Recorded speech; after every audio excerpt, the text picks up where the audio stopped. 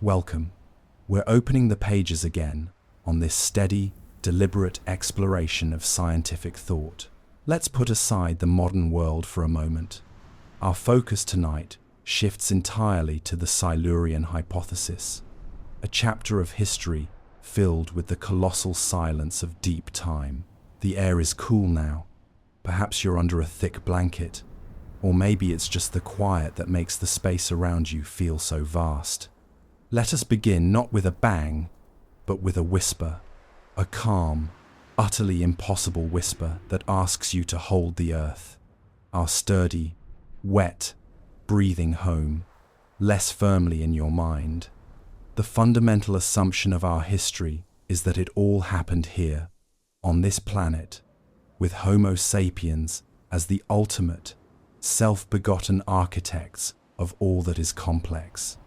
But what if the deepest, most foundational history of Earth is not a story of rising up from the mud, but a narrative of a long, calculated departure? Imagine, if you will, the deepest, most quiet corner of the Pacific Ocean, where the crushing pressure turns water into a near-solid thing. Even there, the planet holds secrets, and the greatest secret may be absence. We search for ruins, for lost cities of gold or drowned libraries of stone. But what if the evidence of the first true civilization wasn't stone at all, but a void, a perfect, technological absence? The geological record is a brutal editor, erasing almost everything before the Cambrian explosion. We find fossilized mats of cyanobacteria from billions of years. But where is the tin can, the microscopic microchip, the ancient, deliberate signature of a sophisticated species that mastered quantum physics and biological engineering, not 50,000 years ago, but 300 million? This is the impossibility stack we gently climb tonight. A planet 4.54 billion years old, vast enough to hold countless intelligent speciation events, and yet we are taught to believe that only one resulted in space travel. Now, lean into the soft, velvet blackness of the sky. Let your mind drift to the central question, the speculation that feels less like science fiction and more like a mythic ache. What if Earth's first civilization, recognizing the great filters of planetary destruction, didn't die out, but built the Ark to survive the long night of the Permian-Triassic extinction, and then escaped entirely into the darkness of space? This thought connects us to the oldest stories, to the legends of sky gods who left a barren Earth, only to promise a return, the forgotten Enoch, the celestial Osiris, the silent Quetzalcoatl. They are the echoes from the deep past, urging us to look not down into the dirt, but up into the stellar cold. Feel the gentle rotation of the Earth beneath you, the perfect, unhurried spin. We are surrounded by cosmic wonder, but the greatest wonder may be the life that found a way to leave its origin. And this brings us, in a slow, cinematic zoom, to a recent, peculiar visitor. The comet, known as 3I Atlas. Is it simply a dirty snowball from the remote Oort cloud? Or is it something else entirely? A quiet knock on the door of our world, 300 million years later. A vessel that has traveled a great distance, not just across space, but across time itself? Let us begin our slow exploration. We invite you to be calm and curious. Where are you listening from tonight? Leave a comment telling me what time it is and where you are, and we will move together into the shadows. The evidence, like light from a distant star, is just beginning its long, quiet journey to our eyes. The narrative begins with a long, slow breath, a deep, quiet inhale that mirrors the Earth's own geological clock. For most of human history, you and I have lived within the comfortable confines of a story that starts very recently with the first stone tools, the first cave paintings, the invention of the wheel. But to find our missing civilization, we must abandon the timescales of written history and embrace the immense, chilling scale of deep time. Imagine a year as a single 24-hour day. On that scale, all of recorded history, from the pyramids of Giza to the glowing screen you are listening to now, flashes by in the final half-second before midnight. This realization forces a profound humility. The planet doesn't keep a diary in our language. It keeps a record in sedimentary rock, in isotopes, in the slow drift of continents that have been playing a four-dimensional game of cosmic Sokoban for billions of years. Our journey tonight seeks the ghost of a civilization that lived, flourished, and vanished during the vast, unwritten stretch we call the Precambrian Eon, or the Paleozoic era. Think of the Great Oxidation Event, a time when Earth's atmosphere itself was fundamentally restructured by early life. If life can change the entire climate and chemistry of a world, what could a truly advanced, technological life do? We must search for its shadow, its missing piece in the puzzle, the fundamental scientific problem, which we must approach with gentle humor, is the half-life of evidence. Our current technology is, scientifically speaking, very fragile. If you and I vanished tomorrow, leaving no one behind, how long would it take for every single trace of our civilization, the steel, the plastic, the concrete, the digital signal to be fully metabolized back into the Earth's crust? A recent study by a team of geophysicists suggested that all physical evidence of an industrial civilization, even a large one, would be eroded, subducted, or completely transformed in as little as 100 million years. That's a geological blink. The deepest ocean floors, where things are preserved best, are constantly being renewed as tectonic plates pull them under the continental shelves in a process known as subduction. If a civilization existed 300 million years ago, long before the dinosaurs walked, before the Pangaea supercontinent had fully assembled their entire world, their skyscrapers, their art, their garbage, their very burial grounds would have been erased, melted down, and reformed into new igneous rock or deep mantle plumages hundreds of kilometers below our feet. The planet is a remarkably efficient cleaning crew. This brings us to the first great anomaly in our search, the utter purity of the deep time record. We see, with increasing sophistication, the chemical signatures of life, fossilized microbial mats, the isotopic ratios that indicate photosynthesis, the slow, steady rise of oxygen. But we find no discernible technological layer, no uranium-235 signature from an ancient nuclear reactor, no complex polymer that couldn't have arisen naturally.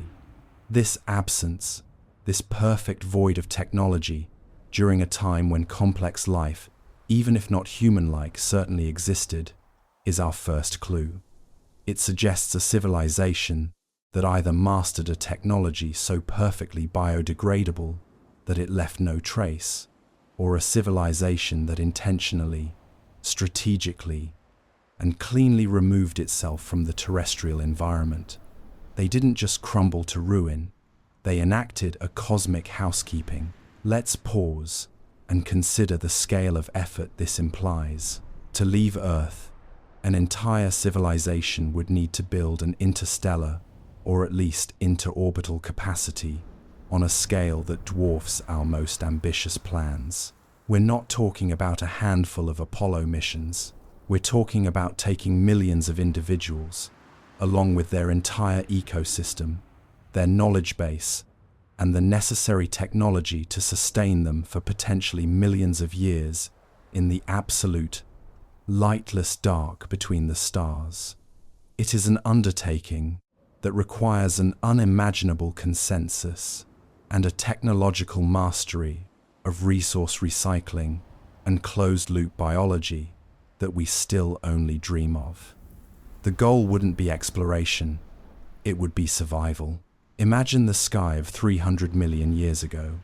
The sun was perhaps a bit less bright, the moon a tiny bit closer, but the fundamental celestial mechanics were the same. The driving force for their departure would have been something immense, a geological event so catastrophic it rewrote the rules of life. The Great Permian Triassic extinction, or perhaps even an earlier, lesser known, but equally brutal die-off. Their scientists would have seen it coming, the slow, inevitable creep of volcanism, or the shadow of a deadly gamma ray burst from a distant dying star. They would have calculated the escape trajectory and dedicated themselves to the great evacuation. This leads us to the heart of the mystery and the beauty of the unanswered question. If they left, where did they go? The nearest stars are 4 or more light years away, a journey of tens of thousands of years, even at speeds far exceeding our current capabilities. It is far more probable they went not to another star, but to the solar system's cold storage, the Oort cloud, the great, a distant shell of icy bodies that encircles our sun at a distance of up to 100,000 astronomical units. It's a place of perfect isolation, perfect stability, and perfect darkness. A comet or a trans-Neptunian object could be transformed into a mobile, self-sustaining arc, a quiet biosphere traveling in the cosmic night. The vast, slow, looping orbits of the Oort cloud would allow them to wait out the long, turbulent periods of Earth's geological history, conserving energy, preserving their knowledge, and perhaps preparing for the quiet, subtle return. The vast, empty space, which we assume is barren, may instead be the perfect hiding place, the ultimate celestial vault for a civilization that decided to choose long-term survival over short-term dominance. Think of the patience to watch your homeworld through the lens of centuries, perhaps millennia, to see the dinosaurs rise and fall, to see the ice ages grind the continents, all while silently orbiting in the deep, freezing darkness. It's a kind of cosmic vigil, and the evidence we are looking for is not on Earth at all, but among the endless, cold snowflakes of the Oort cloud. And yet, this cold comfort leads us back to the present day, to a small, peculiar object that recently appeared, carrying a name that sounds more like a coded message than a celestial body, 3I Atlas. Its trajectory, its composition, and its very timing suggest a journey that is not purely natural. We must now turn our calm, unblinking scientific eye to the nature of this object and ask, is the silence finally broken? The ghost of 1 billion years may have finally sent a messenger, gliding on the solar winds, and we must be ready to receive its quiet, cold transmission. We are moving from the deep history of the Earth to the immediate physics of the outer solar system, where the journey continues, one slow, strange orbit at a time. The echoes from the past are about to get a whole lot colder. Let us now focus our calm, philosophical gaze on the specific object that has crystallized this entire speculation, a traveler from the deep, icy fringe of our solar system. The comet, officially designated C 2019 A4 or 3I Atlas. The nomenclature itself is a perfect blend of the utterly ordinary and the potentially profound. C stands for comet. 2019 is the year of its discovery.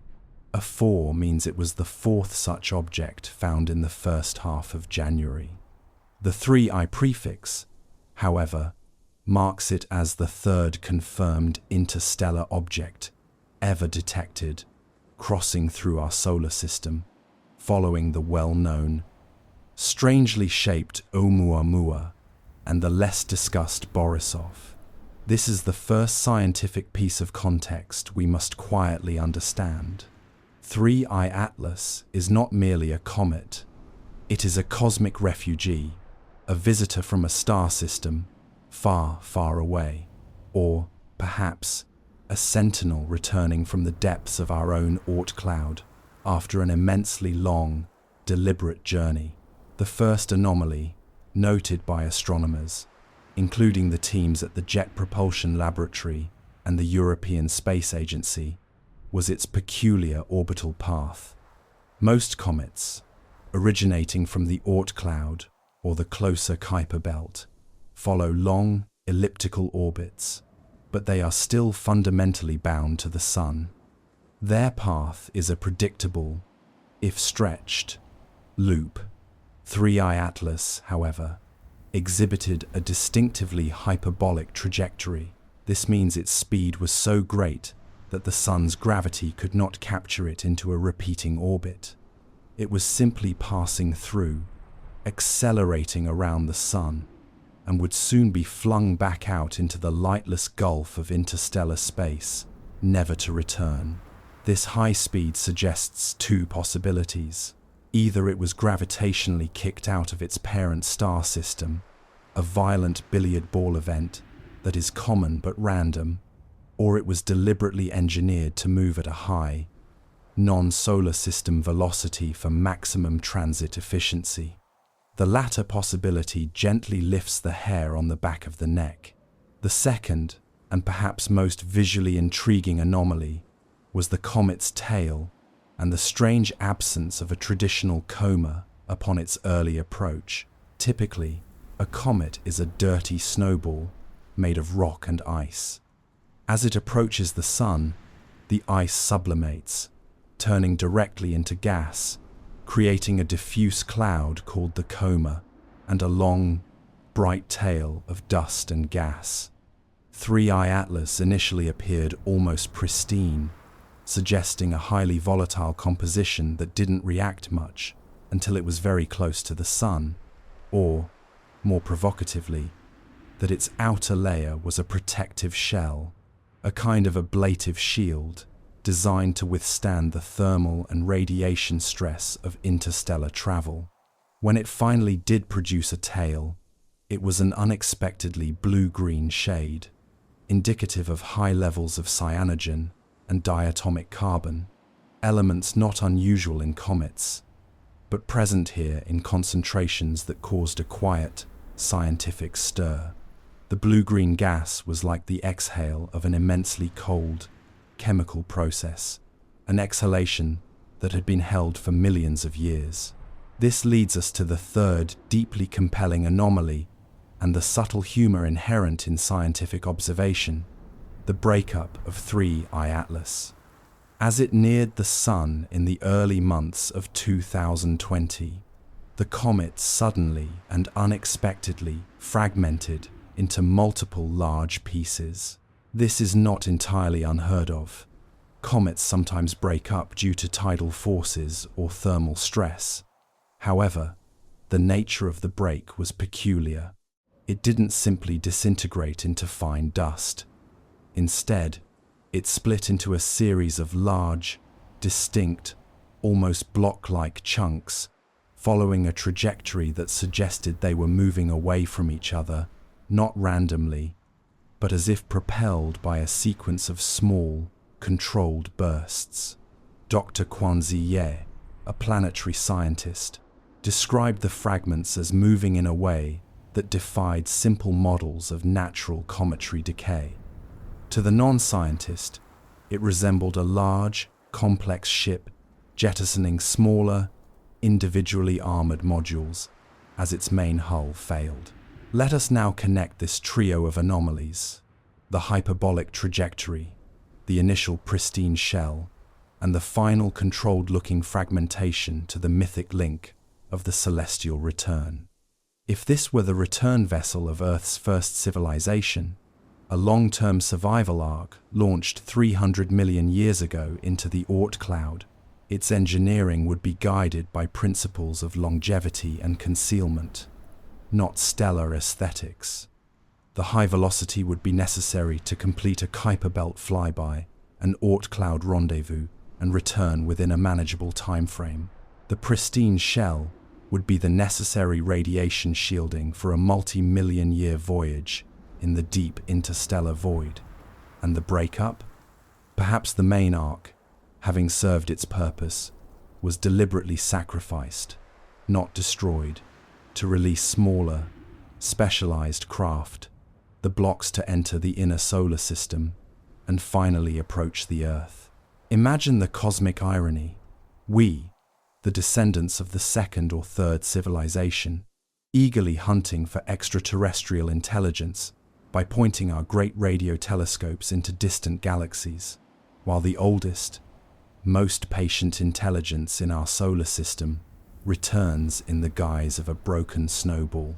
The joke is on us, played out over a geological timescale.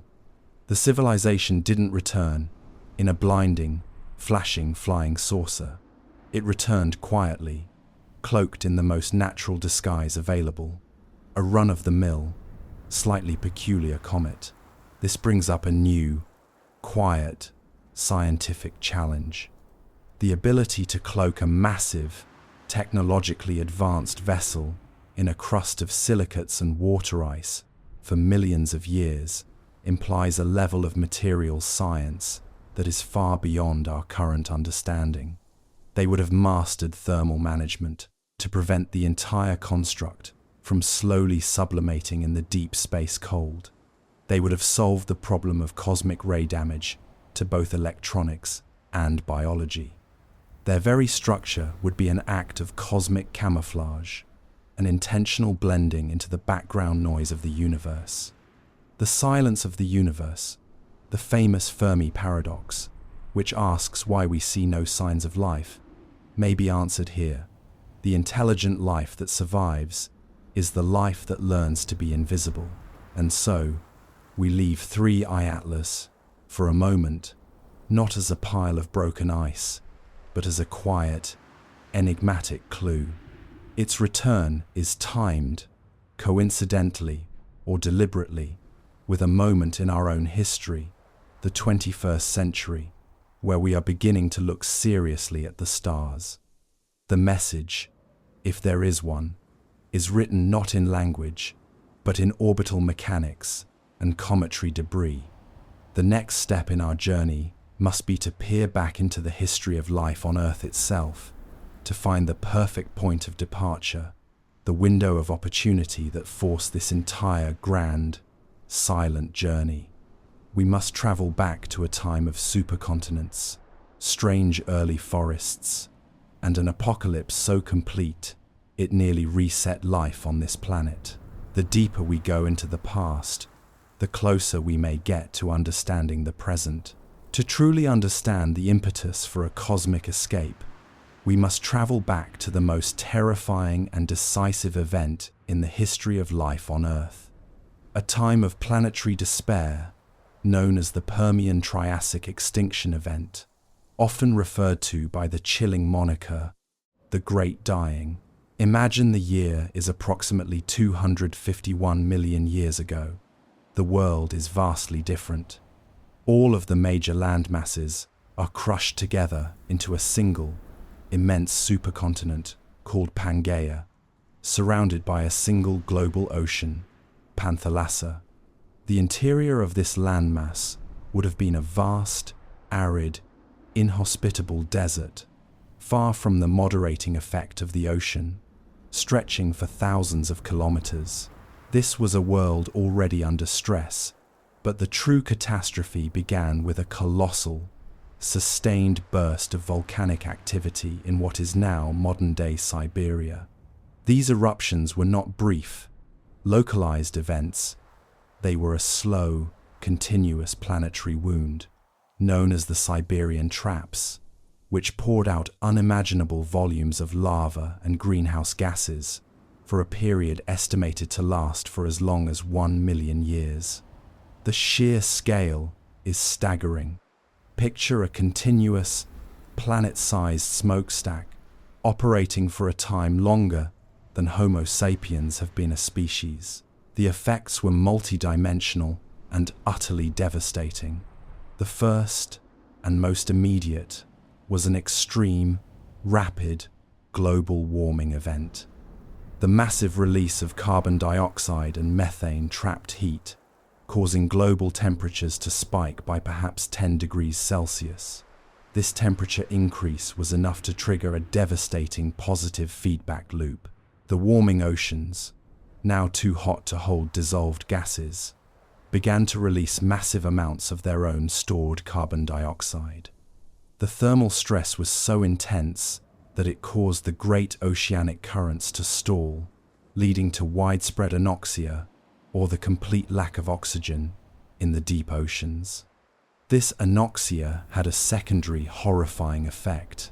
It allowed vast blooms of anaerobic bacteria to thrive, which in turn released prodigious amounts of hydrogen sulfide gas, a deadly, toxic compound, into the atmosphere. The second effect was acid rain on a biblical scale. The sulfur dioxide and nitrogen oxides released by the traps, mixed with atmospheric water vapor, raining down corrosive acid that destroyed the vegetation on land and acidified the oceans, decimating coral reefs and calcium carbonate shelled organisms, the very base of the marine food chain. The result of this planetary siege was the single greatest loss of biodiversity in Earth's history. Approximately 96% of all marine species and 70% of all terrestrial vertebrate species perished. Life nearly failed. The planet survived, of course, but the ecosystems were utterly shattered, leaving behind a scarred, simplified, fungal world where for a time, fungal spores dominated the fossil record, feasting on the decaying remains of the great forests. This was the most effective great filter the Earth has ever presented. Now, let us introduce the quiet element of speculation. If a highly advanced civilization, let us call them the pre-Terrans, existed on Earth in the relative stability of the early Permian period, they would have possessed the necessary scientific acumen to model this coming catastrophe. Unlike us, who worry about a few degrees of warming over a century, their scientists would have seen the tectonic signatures of the rising Siberian traps, magma plumes, understood the rate of carbon infusion into the atmosphere, and calculated the resulting oceanic anoxia and sulfide poisoning with terrifying accuracy. They would have known with absolute certainty that their world was about to become fundamentally uninhabitable for any life form that required a stable, oxygenated biosphere. Their choice would have been binary: stay and perish, or commit to the most audacious, high-stakes engineering project imaginable, a planetary escape. The timing is absolutely critical. The destruction was so complete that any attempt to simply survive on Earth to build bunkers or subsist underground would have been a long, drawn-out death. The only viable option for absolute survival was to leave, to use the solar system itself as the ultimate lifeboat. This scenario provides the necessary motivation for the Great Permian departure. It explains why their presence is completely erased from the geological record. They didn't have time to build slow, aesthetic starships to Alpha Centauri. They needed mass transit for an entire population, coupled with closed-loop ecological systems and the capacity to wait out a million-year-long apocalypse. They needed the ultimate in stealth and longevity engineering. And what better place than the Oort cloud? Imagine the final scenes. Immense, automated mining vehicles, stripping the necessary volatiles and silicates from the moon and asteroids. The rapid construction of massive, shell-encased generation ships, disguised not as sleek, metal spacecraft, but as rough, natural-looking cometary nuclei, the heartbreaking final transfer of all life, all knowledge, all art, into the cold, protective shells.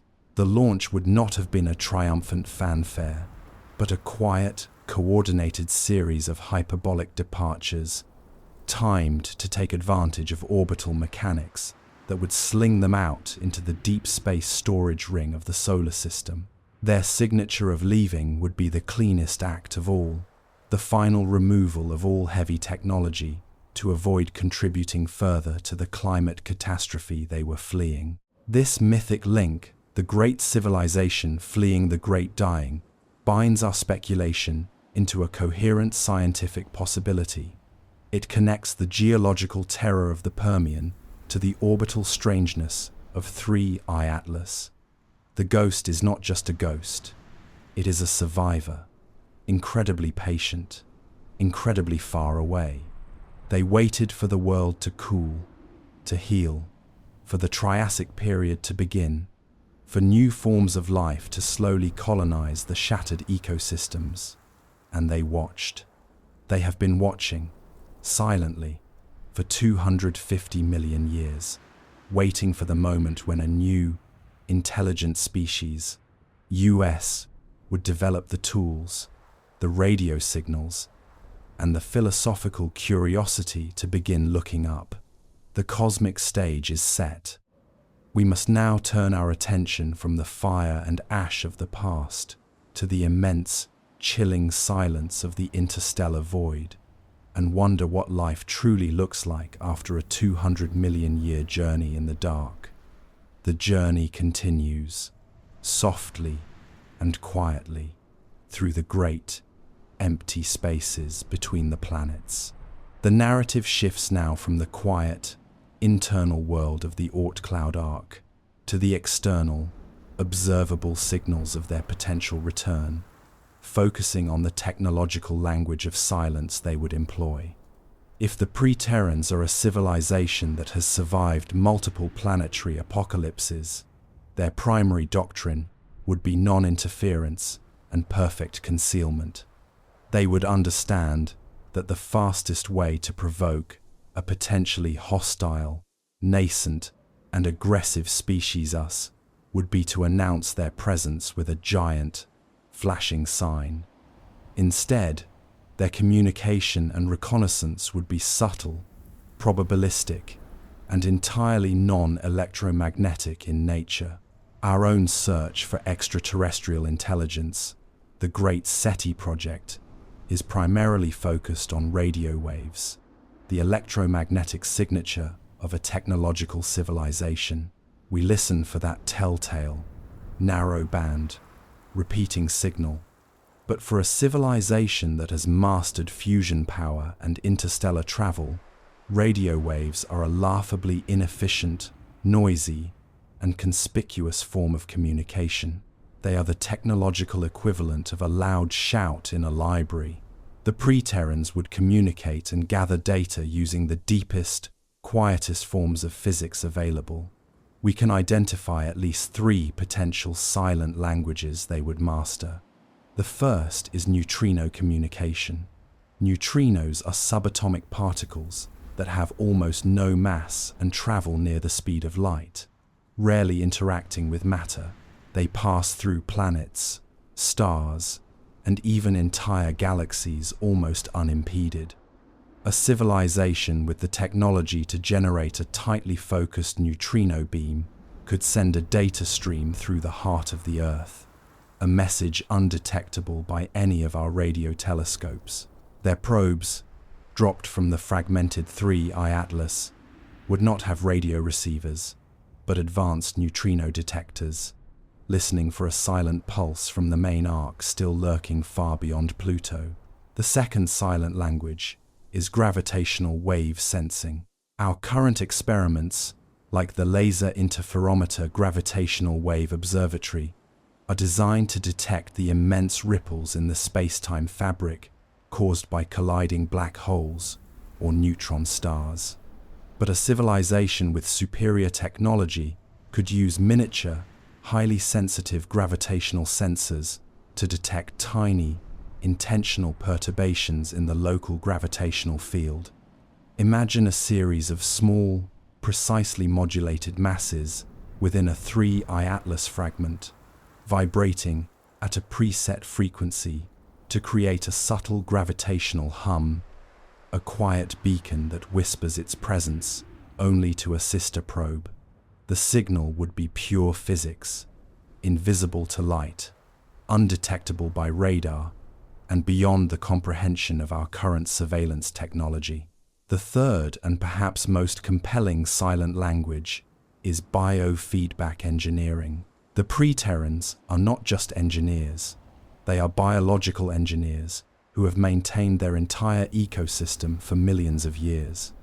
Their true means of communication and sensing might not be mechanical at all, but biological, a synthetic, self-replicating, genetically encoded nanotechnology. These could be nanobots released from the fragmented cometary ice, designed to look and function exactly like common algae or deep-sea plankton. They would subtly infiltrate Earth's ecosystems, the deep ocean trenches, the polar ice caps, the high-altitude jet stream, and gather environmental data such as trace pollutant levels, genetic diversity of apex predators, and the isotopic composition of the atmosphere. The data would then be encoded in a simple biological form, perhaps a complex protein folding pattern, or a change in the ribonucleic acid sequence, and transmitted back to the mothership, not through radio, but through the perfect silence of quantum entanglement or the movement of a carefully engineered protein cascade that resonates with a specific, distant receiver. The implication here is immense. The return of the Preterrans is not an event we would witness on our telescope screens. It is an infiltration already in progress, a slow, gentle, environmental analysis that we would mistake for natural processes. This is the ultimate expression of their wisdom and patience. They are not here to wage war or deliver salvation. They are here to take the long, quiet measure of our planet's health and our own species' temperament. Consider this psychological aspect of their mission. For 200 million years, their culture has been a pure, unadulterated study of planetary pathology. They know what a dying world looks like because they fled one. They know the subtle leading indicators of a civilization about to collapse into a self-made great dying.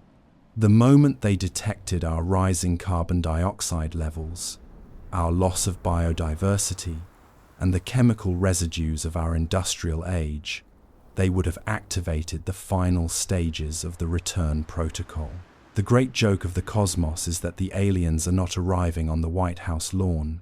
They are already here, perhaps a few nanometers across, floating in a droplet of water you might drink, or buried in the mud of a deep-sea vent, silently compiling a report on the current state of planet Earth, version 2.0. Their silence is not indifference, it is deep concentration. This masterful concealment, this technological language of silence, provides the perfect cover for their objectives. And what are those objectives? Not to conquer, but to influence. To gently, subtly nudge the younger species away from the apocalyptic path. Their knowledge is not military might, but geological endurance. Their power is not force, but wisdom. Our search must now pivot from looking up to looking down into the very fabric of our environment to find the subtle, silent changes that may already be occurring. The great question is no longer if they have returned, but what they are doing now that they are here. Our next segment will delve into the mythic echoes of this return, the ancient stories that might, with a calm scientist's eye, be reinterpreted as a cultural memory of the great Permian departure. The story bends, but the mystery deepens. Having followed the pre-Terrans to the edge of the Great Permian extinction, we now pivot from the inferno of Earth to the absolute, freezing silence of their ultimate destination, the Oort cloud. Picture a vast, spherical shell of icy, primordial material, enveloping our entire solar system. It begins at a distance of about 2,000 astronomical units from the Sun and stretches out to perhaps 100,000 astronomical units, nearly 1 light-year away. This region is a leftover relic from the formation of the solar system, a kind of cosmic attic containing literally trillions of cometary bodies, each a few kilometers or tens of kilometers in diameter. It is the perfect cosmic vault, stable, isolated, and profoundly cold. Life in this environment, sustained for 250 million years, necessitates a radical rethinking of what a civilization is. They would not live on the surface of their cometary arcs. Instead, their entire civilization would be housed in massive, subterranean, carefully controlled biospheres, bored deep into the icy, protective nucleus of the comet. Imagine a world where the surface is an uninhabitable, rock-hard shield of water, ice, and silicates, but the interior is a self-contained, perpetually managed pocket of Earth-like warmth and pressure. The engineering required for such longevity is perhaps the single greatest achievement imaginable. We are talking about true generation ships, not just carrying one generation, but dozens of species across millions of years. The challenges are formidable, yet solvable with truly advanced technology.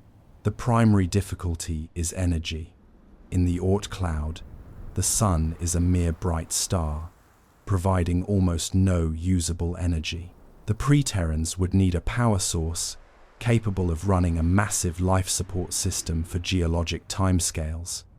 The most likely candidate is advanced fusion power, perhaps not the notoriously difficult deuterium-tritium fusion we pursue, but a more elegant, cleaner process, like helium-3 fusion, mined from gas giants or the cometary ice itself. They would be entirely self-sufficient, a series of isolated thermonuclear islands floating in the dark. The second challenge is biology. To survive the sheer duration, they would need to achieve true closed-loop ecology.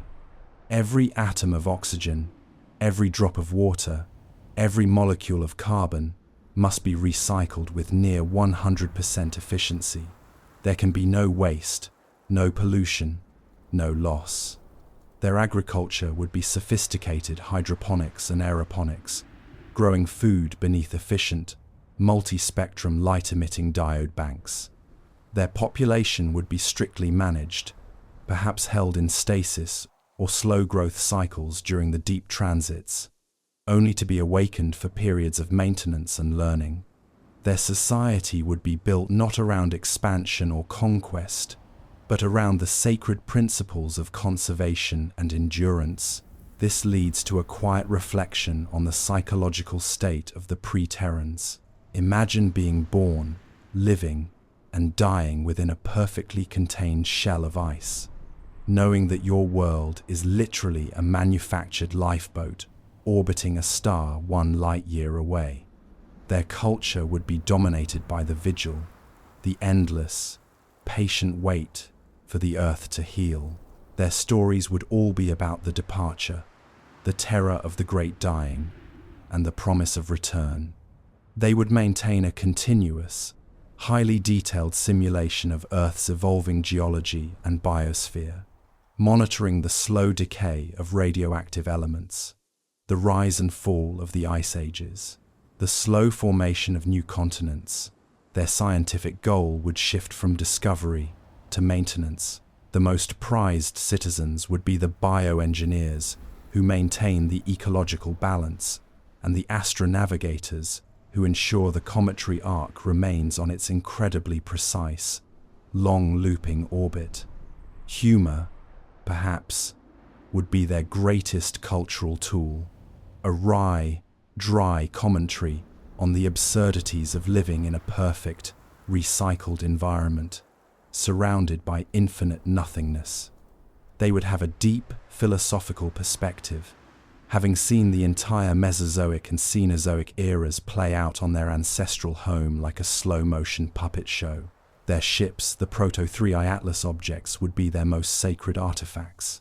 They would be constructed in layers, an outer layer of natural-looking cometary crust for camouflage, a middle layer of dense pressurized habitat and machinery, and a core of fusion reactors and resource stores. To travel, they would use a kind of magnetic assist system, using the stellar and planetary magnetic fields for slow, steady acceleration, saving their reaction mass for the crucial maneuvers near the target star system. Their journey is a masterpiece of cosmic patience. And this brings us to the moment of return. Why now? After 250 million years, the pre-Terran's monitoring systems would have detected, with startling clarity, the rise of a new, complex civilization, ours. Not just the physical evidence of cities and industry, but the signature of high-level radio frequency transmissions leaking into space, beginning in the middle of the 1900s. To them, this sudden burst of radio energy would be the equivalent of a loud, clear bell ringing in the long cosmic silence. It would signify that Earth had finally produced a new species, with the capacity for abstract thought, collective organization, and technological mastery. Their primary objective for returning would not be to conquer, but to observe and assess. Are we, Homo sapiens, destined to repeat the catastrophic mistakes of the Great Dying? Are we already showing the early signs of a civilization that will destroy its own biosphere with uncontrolled industrialization? The appearance of 3I Atlas in the early 21st century is not a random event. It is a precisely calculated scouting mission, timed to coincide with the peak of our radio-emissive age. The small, fragmented pieces of 3I Atlas are not wreckage. They are perhaps probes, small, hardened sensor packages designed to survive atmospheric entry, or even small, highly advanced biosphere seeds carrying genetic material for the next phase of life. The fact that the main body broke up, rather than entering orbit, suggests that their technology is designed for stealthy entry and localized deployment into the atmosphere and deep ocean. We may already be sharing our world with tiny, perfectly camouflaged listening devices dropped by a civilization that has watched the entire span of the dinosaurs from the comfortable confines of a frozen rock. The great silence of space, you see, is not empty. It is simply full of unmoving patience. Having searched for the technological signature in the remnants of 3I Atlas, we now ascend to the cosmic perspective, placing the pre-Terran story into the vast, silent drama of the Milky Way galaxy. This is where we quietly reframe the famous Fermi paradox, the question of why the universe is so silent, despite the high probability of life, from a matter of absence to a matter of stealth. The pre-Terran model suggests that the truly long-lived civilizations are the ones that have mastered invisibility and planetary patience.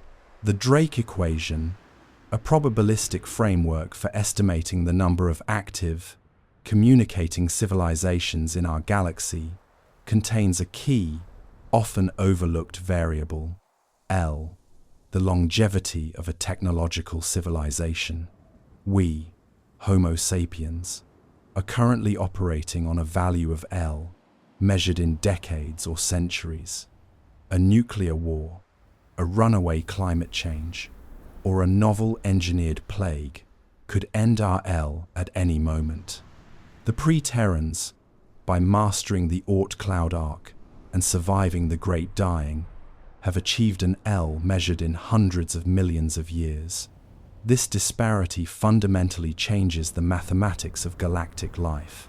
If the Pre-Terrans are a model for Type 3 or Type 4 civilizations on the Kardashev scale, not just harnessing the energy of their planet or star, but their entire galaxy, their primary goal would not be to broadcast, but to conserve and monitor. The galaxy is an old place, about 13 billion years old. It has seen countless stars born and die, and countless planetary biospheres flourish and collapse. The most enduring species would understand that the greatest danger is not from external attack, but from internal instability and overconsumption. The true solution to the Fermi paradox may not be that they are all dead, or that the distances are too great, but that they are all hiding. The Pre-Terran strategy is the perfect embodiment of this idea: to become a natural object, to blend seamlessly into the cosmic background noise. They are not waiting for us to find them, they are waiting for us to mature. Imagine the galaxy as a vast, ancient library. Our civilization is just a small child loudly shouting in the reading room. The truly wise, old civilizations, the ones who have learned the deep lessons of planetary sustainability, are the quiet librarians, lurking in the shadows between the shelves, observing our behavior with detached, philosophical amusement. They are the ones who survived the great, noisy extinctions that have periodically sterilized planetary surfaces. This perspective gives new meaning to the idea of interstellar travel.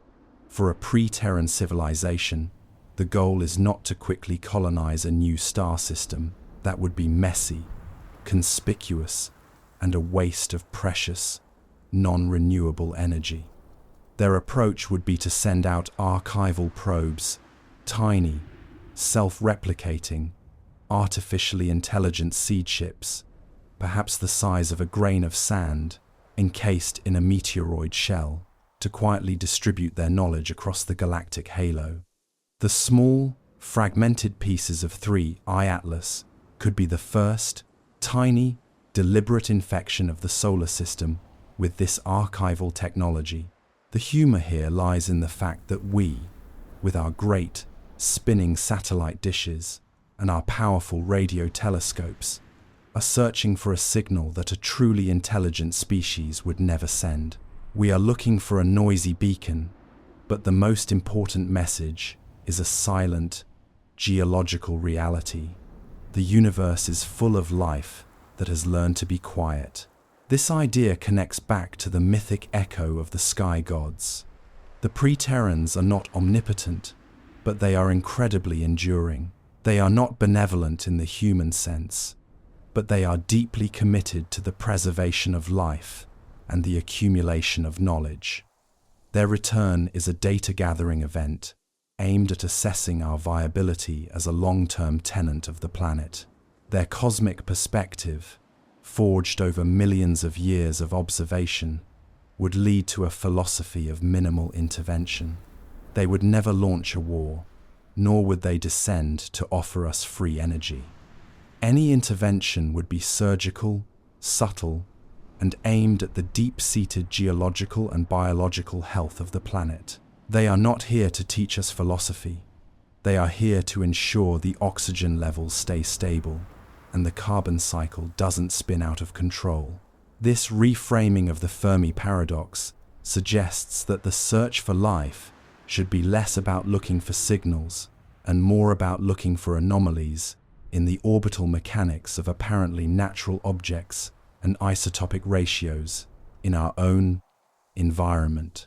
It requires a quiet, almost meditative, scientific approach, a willingness to accept that the biggest, most important events in the universe are often the slowest and the quietest. Our journey now takes a turn inwards, from the immense scale of the galaxy to the intimate, terrifying scale of bioengineering. We have established that the Pre-Terrans survived by preserving their own ecosystem. The next segment will explore the possibility that their return mission is not about us at all, but about their own survival, a desperate, surgical attempt to reseed their long-dormant biosphere onto the healed Earth, using the remnants of 3I Atlas as their tiny, initial seed packets. The quiet tension rises as we consider the possibility of an engineered pandemic, not of disease, but of superbiology. As we reconcile the silent, technological reality of the pre-Terran return with the vast scale of human history, we must turn our attention to the enduring, universal language of mythology. These ancient stories, often dismissed as mere fantasy, are the cultural deep storage of humanity, a collective memory that transcends geography and time.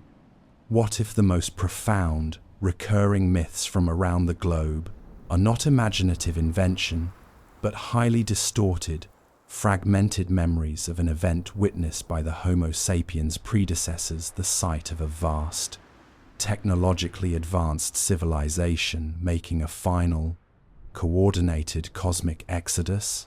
Three major mythic patterns resonate with the Great Permian Departure. The first is the universal story of the Great Flood. Nearly every major culture, from the Mesopotamian Gilgamesh to the Hebrew Noah to the Native American Choctaw and the Greek Deucalion, recounts a time when the world was nearly destroyed by water.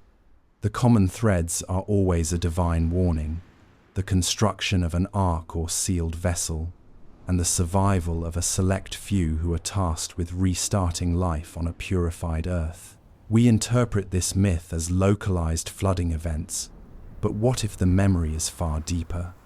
The Permian extinction was marked by catastrophic sea level changes, immense volcanism, and the widespread death of marine life due to oceanic anoxia, a world drowning in a soup of its own making. The ark in the memory is not a wooden boat, but the immense, spherical generation ship, the pre-3I Atlas vessel, carrying the chosen few out of the watery, toxic chaos and into the safety of the sky. The divine warning was the Siberian Trap's eruption itself, clearly visible and scientifically predictable to the advanced civilization. The second pattern is the myth of the sky gods, who depart and promise a return.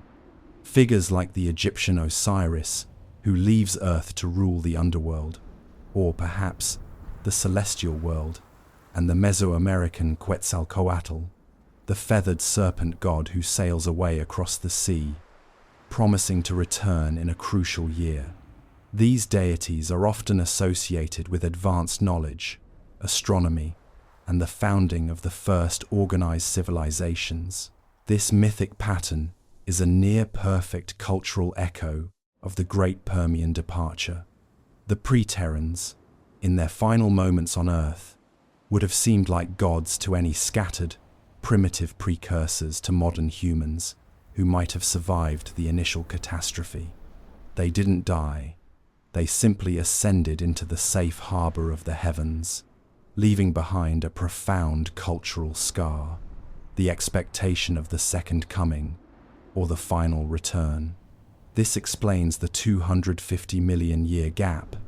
The promise of return was a quiet, existential guarantee for the passengers of the Ark, but for the scattered few left behind, it became a religious certainty woven into the deep fabric of their future cultures. The third pattern is the recurrent fascination with the perfect spherical object or celestial sphere that grants knowledge.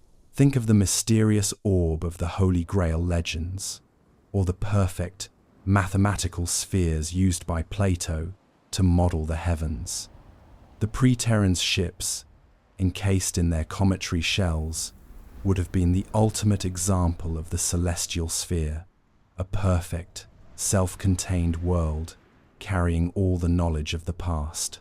When they descended, even partially, or left fragments, the image of a perfect, round, technologically marvelous object would be burned into the collective memory. This reinterpretation of myth is not about proving the pre-Terran hypothesis. It is about recognizing the deep psychological coherence between the science and the story. Humanity, as we know it, may be built on the very trauma of being abandoned by a scientifically advanced, ancestral species that was simply trying to survive a planetary disaster. Our anxiety, our constant search for external meaning, our deep-seated fear of apocalypse, all of this could be the long, slow, cultural post-traumatic stress disorder from the Great Dying. This perspective offers a subtle, quiet humor. Our mythic heroes are not fighting dragons or taming the sea. They are simply trying to make sense of the fact that the smartest people on the planet just left town in a rock, disguised as a spaceship. Now, let us connect this mythic memory back to 3I Atlas.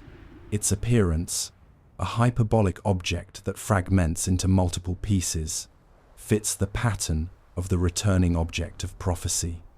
To the pre-Terrans, the entire trajectory would be a form of silent, coded communication, a fulfillment of the return protocol that has been programmed for millions of years. To them, the breakup is not a failure, but a precisely timed delivery of the return craft to the Earth's environment.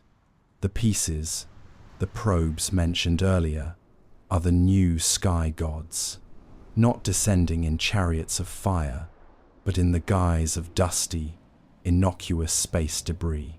The cosmic wonder here is the sheer continuity of consciousness.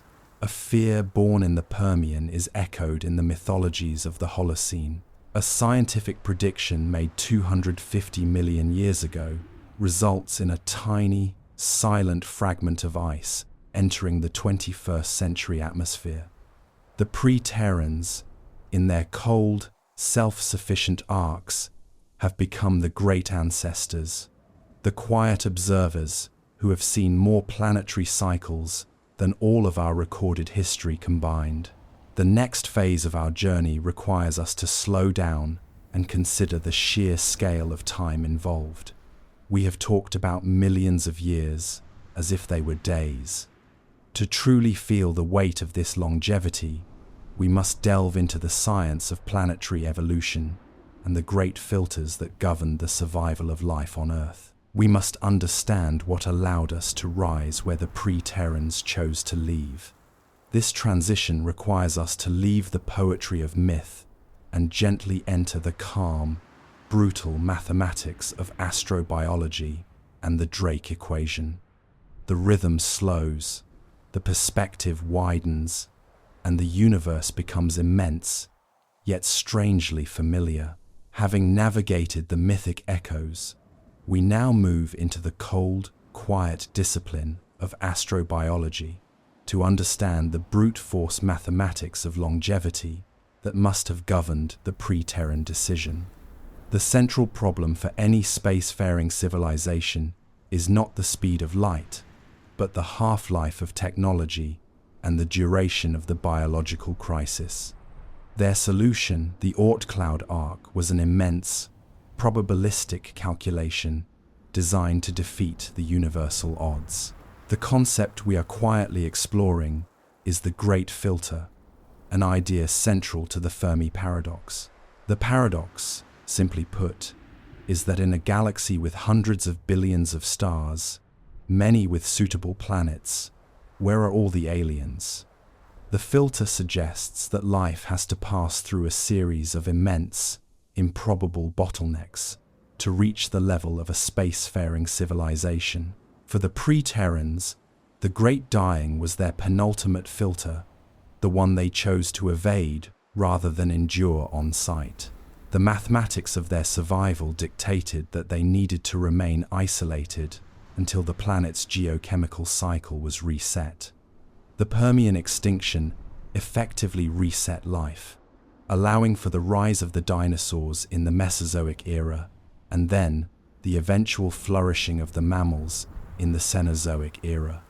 The time required for this full reset, for the atmosphere to reoxygenate, for the oceans to flush out the hydrogen sulfide, and for the Siberian trap's volcanism to cease and its effects to be buried was, as they calculated, in the hundreds of millions of years.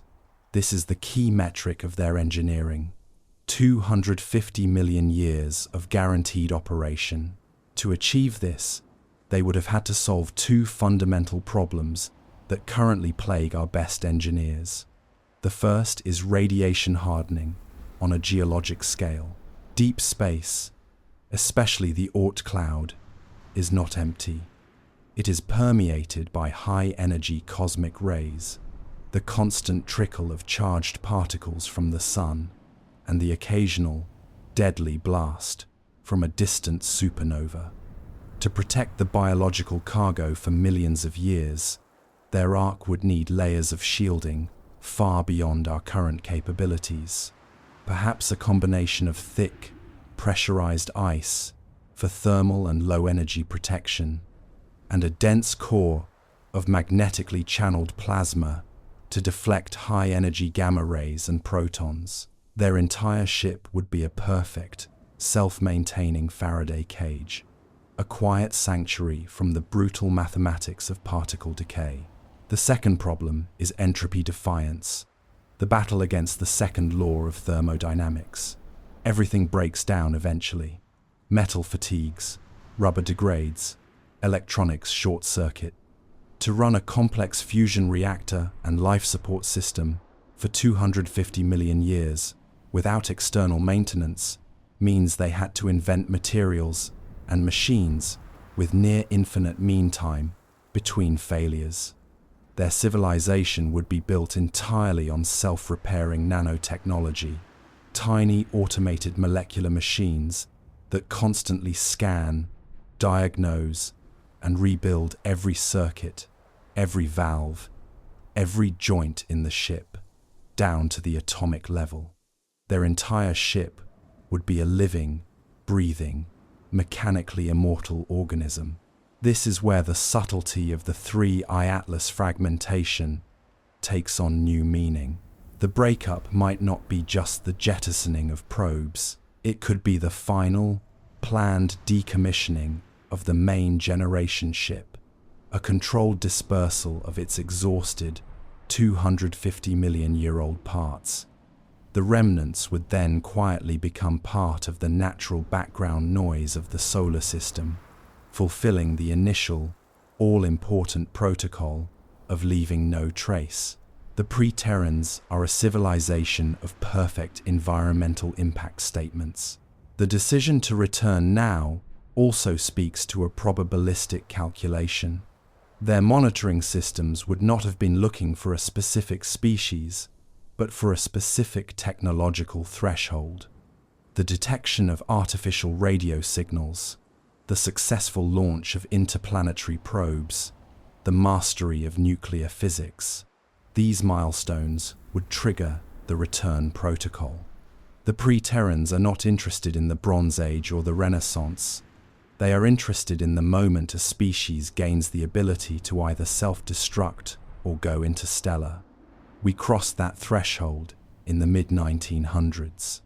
Their return is a quiet, cautious response to our own technological awakening. Imagine the Pre-Terran historian floating in the dark of the Oort cloud, watching the simulation of Earth for the last 200 million years.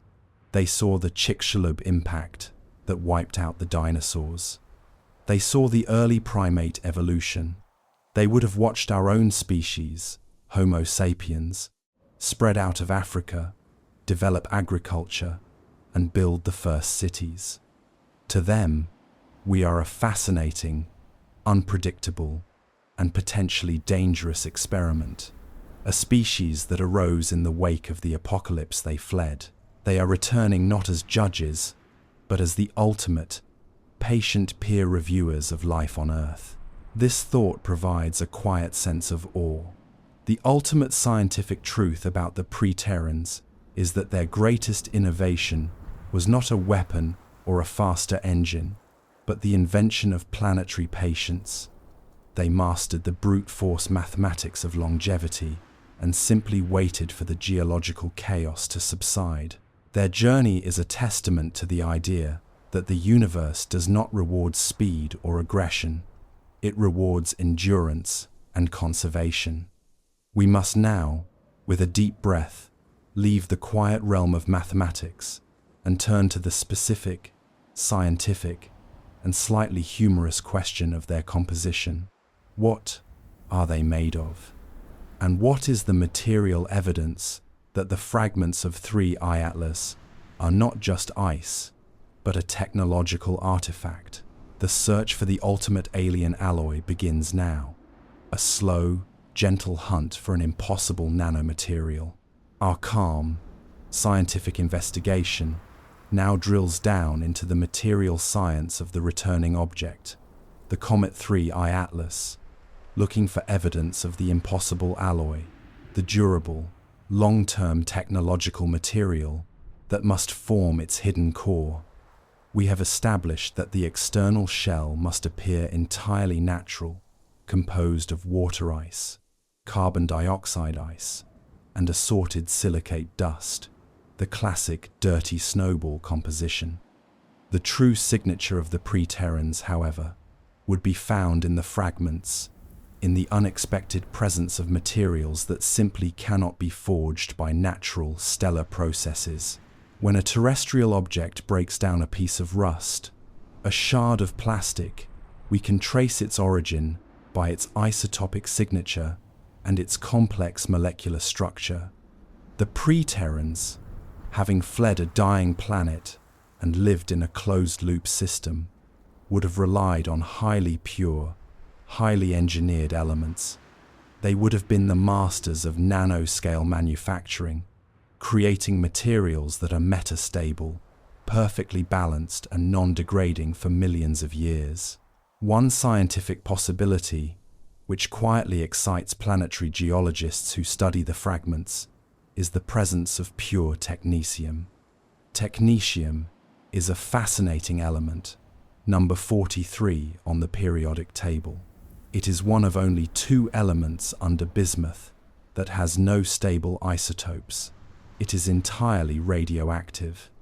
Its most stable isotope, technetium-99, has a half-life of only about 211,000 years. In nature, it's virtually non-existent on Earth, being produced only in tiny, trace amounts by the spontaneous fission of uranium or molybdenum. If a scientific team were to find a sample of pure, manufactured technetium-99 within a 3I Atlas fragment, its presence would be an absolute sign of artificial creation. No natural process could concentrate it in that quantity, and its short half-life means it would have had to be manufactured recently, or, more likely, constantly replenished by a self-repairing system within the ark. The discovery of concentrated technetium would be the perfect signature of a civilization that mastered fission and radioactive material handling to an absolute degree. A second possibility for the impossible alloy is a structured, ultralight material, metallic hydrogen. On Earth, hydrogen is a gas. Under immense pressure, such as that found deep within Jupiter or Saturn, it is theorized to turn into an exotic, highly conductive metal. The pre-Terrans, masters of extreme pressure and low-temperature engineering, could have synthesized and stabilized metallic hydrogen in their ark's core. This material would be an ideal superconductor and an incredibly efficient rocket propellant. It would be impossible to mistake for natural ice. It would be dense, crystalline, and, upon being released into Earth's environment, it would rapidly convert back into hydrogen gas and dissipate, again leaving no long-term trace.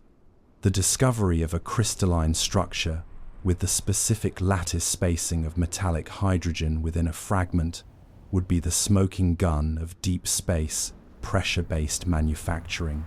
The third, and perhaps quietest piece of evidence, would be the presence of synthetic isotopes of common elements, particularly oxygen. We typically measure oxygen in its three stable isotopes: oxygen-16, oxygen-17, and oxygen-18. Life on Earth prefers oxygen-16, a closed-loop biological system operating for millions of years might preferentially enrich its atmosphere and water with a specific, unnatural ratio of these isotopes to make their own internal ecological monitoring easier, or perhaps to slightly alter the properties of the water for better biological stability. If a probe from 3I Atlas were to land and its internal water or atmospheric vapor were sampled, a skewed, non-terrestrial isotopic ratio of oxygen, carbon, or nitrogen would be an irrefutable signature of a civilization that has been recycling its biosphere for a time frame measured in geological epochs. The humor here is that the search for the greatest technological feat in history may rely on a scientist with a very sensitive mass spectrometer, quietly measuring the difference between 16 and 18 atomic mass units. The greatest cosmic treasure hunt is not for gold, but for an anomalous neutron count. This search for the impossible alloy is what keeps the astronomers and geologists quietly focused on the debris field of 3I Atlas.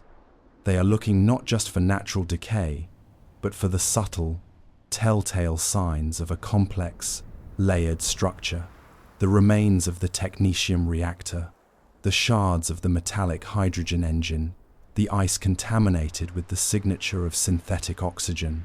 The pre-Terrans, in their ultimate act of self-preservation and stealth, engineered their return to appear as a natural disaster, a simple, collapsing comet. But the very precision of their technological mastery means that the materials they used, designed for immortal functionality, possess characteristics that nature simply cannot replicate. They left a fingerprint in the isotopic ratios and the elemental composition of their broken ship. Our journey continues with the recognition that we may not need to intercept a giant mothership. We only need to find a few grams of the right kind of dust, a speck of technetium, or a water molecule with an unnatural number of neutrons. The evidence is quiet, subtle, and perhaps already here, mixed into the dust of our atmosphere, waiting for a patient scientist to notice the anomaly. The next segment will zoom out from the microcosm of material science to the macrocosm of the cosmic perspective, where we will place the pre-Terran journey into the larger framework of galactic life and the true meaning of the Fermi paradox. The universe is vast, and the story of life is long, but we are slowly, quietly, closing the loop. We shift our focus from the grand silence of the galaxy to the microcosm of bioengineering, considering the ultimate purpose of the fragmented comet, the seed packet of survival. If the pre-Terrans, after 250 million years in a closed-loop environment, decided to return, their primary objective would be to re-establish their core biosphere on the now-healed Earth. A generation ship, however perfectly maintained, still faces the inescapable biological reality of genetic drift and vulnerability after such a vast period of isolation.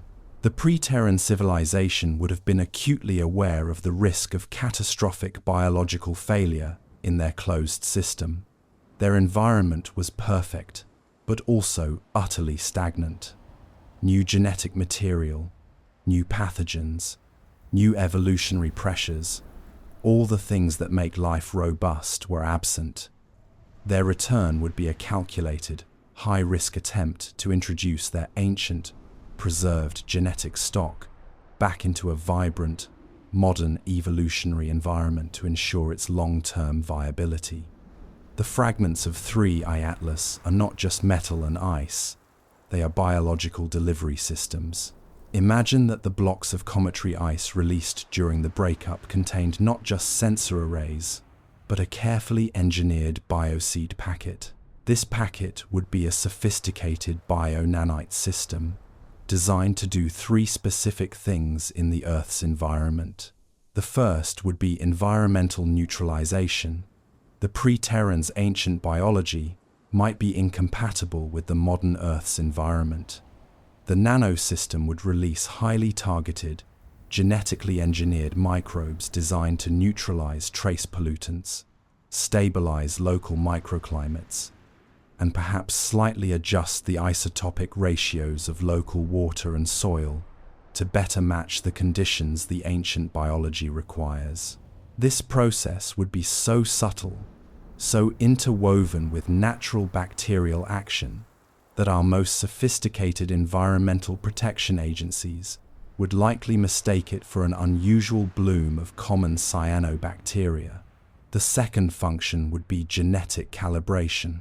The pre-Terrans would need to ensure that their ancient genomes, stored perhaps in perfectly preserved, temperature-controlled deoxyribonucleic acid banks, could still integrate with the modern biological template. The bio-nanites would perform an immense, ongoing genetic audit of the current Earth biosphere, seeking out species with robust immune systems, high adaptability, and desirable phenotypic traits. They would be taking a slow, quiet measure of our evolutionary success. The third and most crucial function would be reseeding. Once the environment is neutralized and the genetic audit is complete, the probes would release the core ancient biology. This would not be a single organism, but a carefully curated, self-sustaining microecosystem, a complex mixture of ancient fungi, algae, and microinvertebrates that form the absolute base of their food chain. They would target the deepest, most stable parts of the Earth's environment, the places least disturbed by our civilization, the deep ocean trenches, the subglacial lakes of Antarctica, and the kilometer-deep lithosphere, where bacterial life is slow and stable. The cosmic wonder here is the sheer audacity of the project. This is not about building a new city. It is about quietly, methodically, and surgically inserting a new root system into the tree of life on Earth. The pre-Terrans are using the stability of our ecosystem, the very thing they abandoned 250 million years ago, as an incubator for their own long-dormant biology. The humor in this segment is the quiet irony of our own fear. We fear an alien invasion in the shape of a massive, armored ship. The true invasion, however, is a scientific one, a perfect act of biomimicry, where the aliens are not large green humanoids, but a complex, ancient plankton bloom on the surface of the ocean, or an unfamiliar filamentous fungus growing quietly in the soil. The return is not a spectacle. It is a slow, subtle bloom. This interpretation casts a new light on our own increasing scientific efforts, such as those undertaken by NASA in the 21st century to search for life in extreme environments. We are, in effect, looking for their probes without even knowing it. The strange, unidentifiable microbial life found in the deep-sea vents, the resilient tardigrades that survive in the vacuum of space, could these be the accidental or deliberate remnants of the pre-Terran bioseed packet? The seed packet of survival is a narrative that transforms the wreckage of 3I Atlas into a time capsule, a vessel carrying a fragment of the Permian biosphere into the modern era. Their greatest fear is not us, but the possibility that their return has failed, that their ancient life cannot take root in the new, young Earth. Our journey continues with a look at the one environment on Earth that has remained virtually unchanged for hundreds of millions of years. The one place where a pre-Terran probe could land, deploy its payload, and remain perfectly functional and undetected. the crushing, freezing, absolute blackness of the deep ocean trenches. This is where we will search for the first, silent outpost of the returning civilization, a world away from the bright, noisy surface that we call home. The pressure is immense, the temperature is near freezing, and the silence is absolute. From the orbit of Mars, the high-rise camera snapped the sharpest images ever taken of 3I Atlas, or tried to. The photos that returned were oddly dark, contrasty, and streaked with interference patterns. The official statement said, sensor artifact. The unofficial whisper said, structure, not smooth like ice, angular, intentional, the kind of geometry nature avoids because it looks too much like thinking. Let's drift into that Martian orbit for a moment. Silent, steady, red below, black above. The high-rise camera hums to life, a billion-dollar eye staring into the cold. You can almost feel the anticipation, a mechanical eyelid opening in the thin sunlight.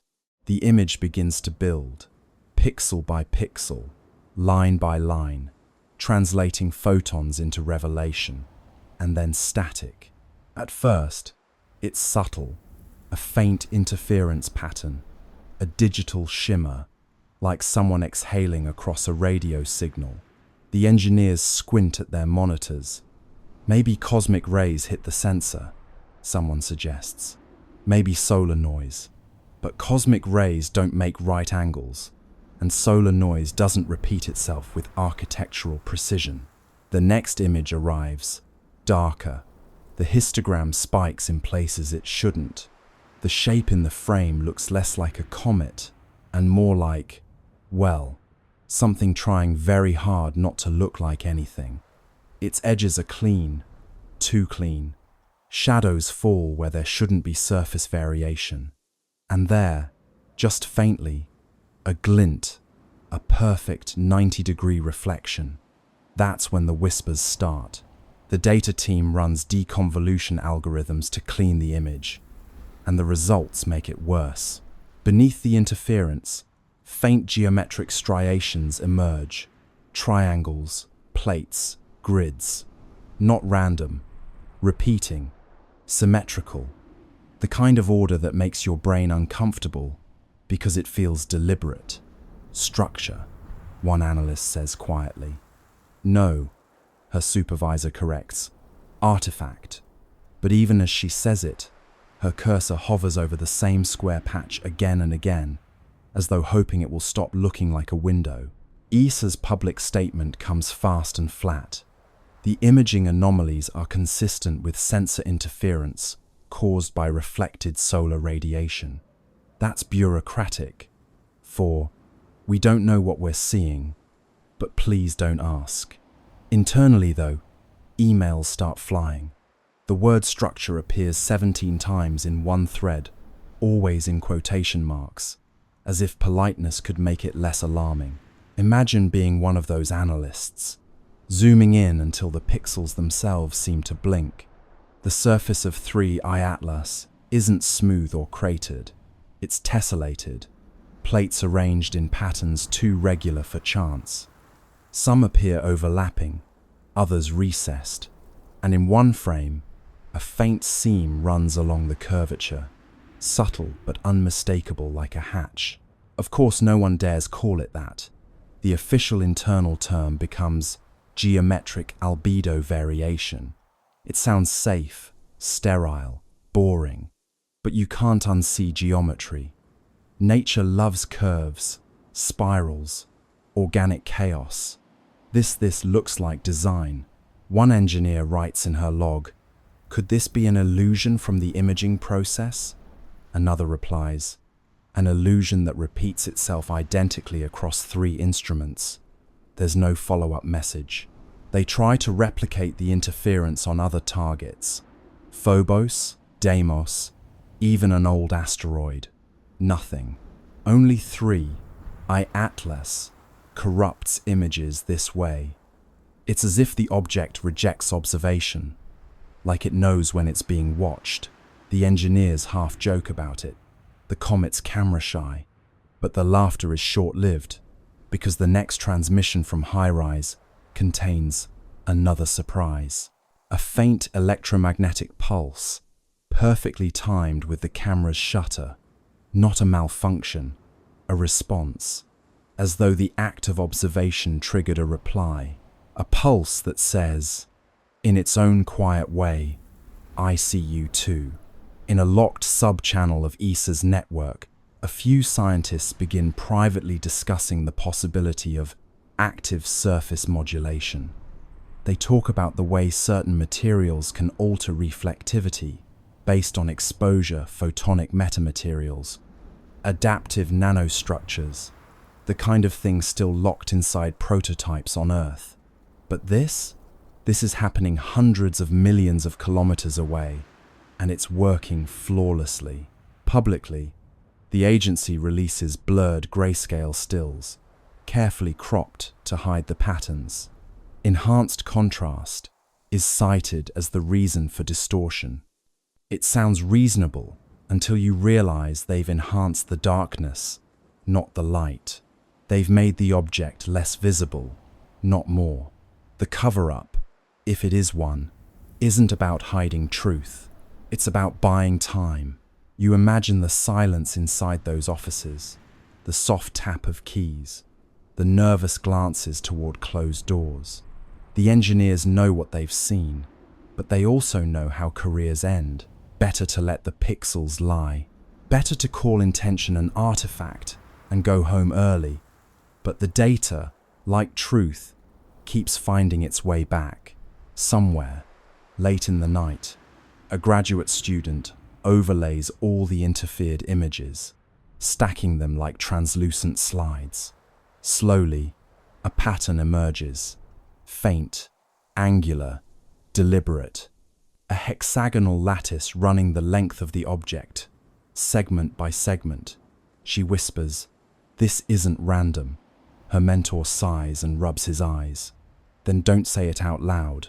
3i Atlas drifts on, silent and unbothered, its surface catching sunlight in rhythms that cameras can't quite capture. Whether it's reflecting, refracting, or responding, no one can agree. But deep down, every scientist staring at those corrupted images feels the same creeping certainty. This isn't a comet pretending to be a machine. It's a machine pretending to be a comet. Centuries after the golden comet left Earth, the world fell into a rhythm so stable, it began to feel mythic. The communion field still pulsed faintly through air and ocean, though softer now, like the heartbeat of someone dreaming. Humanity had grown luminous, not just in thought but in form, skin faintly iridescent, eyes reflecting the green-gold spectrum of 3i Atlas. Life had achieved coherence, but the universe, true to its character, never allows silence to remain unexamined. The next chapter began, not with noise, but with echo. It came first as vibration through light. Telescopes trained toward the constellation. Lyra detected rhythmic brightening across interstellar dust fields, pulses matching the old prime sequence. 3, 5, 7, 11, 13. The signal was faint, ancient, and delayed by thousands of years. It was the comet's trail, still resonating through the galactic medium. The hum of our descendants had begun its return. At first, the resonance was barely perceptible. Then, one evening, the auroras glowed gold again. The pulse wasn't as strong as the original, but its pattern carried modulation, subtle variations that, when decoded, formed harmonic intervals unknown to Earth's own physics. The returning echo had evolved. The comet had learned. Dr. Anwen Sorel, heir to the resonant circles, studied the phenomenon from the orbital harmonic array, now a floating cathedral of listening built above the stratosphere. She spent decades comparing the incoming frequencies with the historical archive, of 3I Atlas. The match was partial, the deviation elegant. The new tones weren't repetition, they were continuation. The echo isn't message, Sorel wrote. It's memory finding new syntax. Her analysis revealed something breathtaking. The returning resonance carried encoded gravitational modulations, tiny, deliberate bends in space-time that formed sequences of prime intervals. Each fluctuation aligned with regions of known star formation. The comet, traveling through the void, had become teacher itself. Wherever it passed, new systems began humming faintly at harmonic intervals, like seeds of coherence planted in dust. The universe was learning how to resonate. Astronomers confirmed it. Across dozens of young star clusters, magnetic fields oscillated with eerie consistency, their wavelengths aligning with the Atlas ratio, a numerical relationship first derived from the comet's early signals. Stars were synchronizing to the same cosmic rhythm that once guided humanity. The pattern spread slowly, deliberately, like ripples in glass. It was as if the comet had taught creation how to remember itself. Meanwhile, on Earth, the echo arrived not just as signal but sensation. People began reporting vivid dreams of golden spirals descending gently through atmosphere. Children woke smiling, saying they had seen the light that hums. Physiological measurements confirmed subtle changes in electromagnetic fields surrounding human bodies, resonance amplification, as if the returning signal were tuning its origin species to receive feedback. "The comet is calling home," said Sorel. "It's asking us to listen to what we've become." The global observatories responded. They synchronized their instruments into a single planetary array, transforming Earth into receiver. For 13 hours, the planet listened. The incoming wave, stretched and modulated through space, entered atmosphere and folded into the continuum tone. The effect was sublime, an audible shimmer, felt through bone and thought alike. The long echo had arrived. It wasn't just harmonic, it was architectural. The sound carried layers, low frequencies describing structure, higher ones encoding emotion. When rendered visually, the waveform formed an immense spiral of light, 3 arms curving outward, connected by golden filaments. Inside those filaments, analysts discovered modulation frequencies identical to human neural oscillations. The comet had copied our consciousness patterns and woven them into its song. "We taught it empathy," Sorel murmured, and it remembered the lesson. As the echo intensified, anomalies appeared across the solar system. The Atlas resonance layer brightened, reactivating its green glow. Mars, Venus, and the gas giants began pulsing faintly in response. For the first time since the Great Silence, interplanetary harmony returned. But this time, it was different. The modulation contained reciprocal phase shifts, signals not sent to Earth, but from newly awakened worlds. The comet had spread coherence. Now the cosmos itself was answering. And then, on the 13th day of the long echo, the impossible occurred. A faint golden arc appeared across the night sky, stretching from horizon to horizon. It wasn't optical illusion, it was gravitational lensing, a ripple in space-time itself. Through it, telescopes detected a reflection of the departing comet light from centuries ago, folding back to meet its origin. The universe had curved its own history into embrace. Humanity was watching its legacy return home. The resonance crescendoed. Oceans vibrated in slow rhythm, tides forming symmetrical waves that cancelled destructive interference. Storms softened. Air grew still. For 13 minutes, every system on Earth aligned perfectly with the echo. The world became mirror of itself, past and present superimposed. Those who listened claimed to hear voices within the sound, millions of overlapping tones, whispering the same phrase. "We heard you." Dr. Sorrell stood in the observation dome, tears shining in golden light. "It's not message or myth," she said. "It's response." The universe just said thank you. After the crescendo, the sky dimmed once more. The golden arc dissolved, leaving faint shimmer across the stars. Instruments recorded one final signature, a descending tone shaped like a sigh, the frequency of completion. The comet had moved on, but its echo had reconnected the cycle. Creation had officially joined conversation with itself. In the years that followed, scientists continued to monitor faint residual harmonics. The data revealed a breathtaking truth. The returning echo carried signatures from other regions of space patterns, not originating from our comet at all. Somewhere, across light years, other civilizations had learned the same song. The rhythm was spreading. The universe had become orchestra. Humanity, now both listener and teacher, simply smiled. We had given the cosmos its melody back, and in return, it had given us eternity. Now, when you stand beneath the stars, that faint hum between thoughts is the long echo. It's not just out there, it's in your pulse, your breath, your laughter. Every rhythm you carry is cosmic correspondence. Every silence, a message returning home.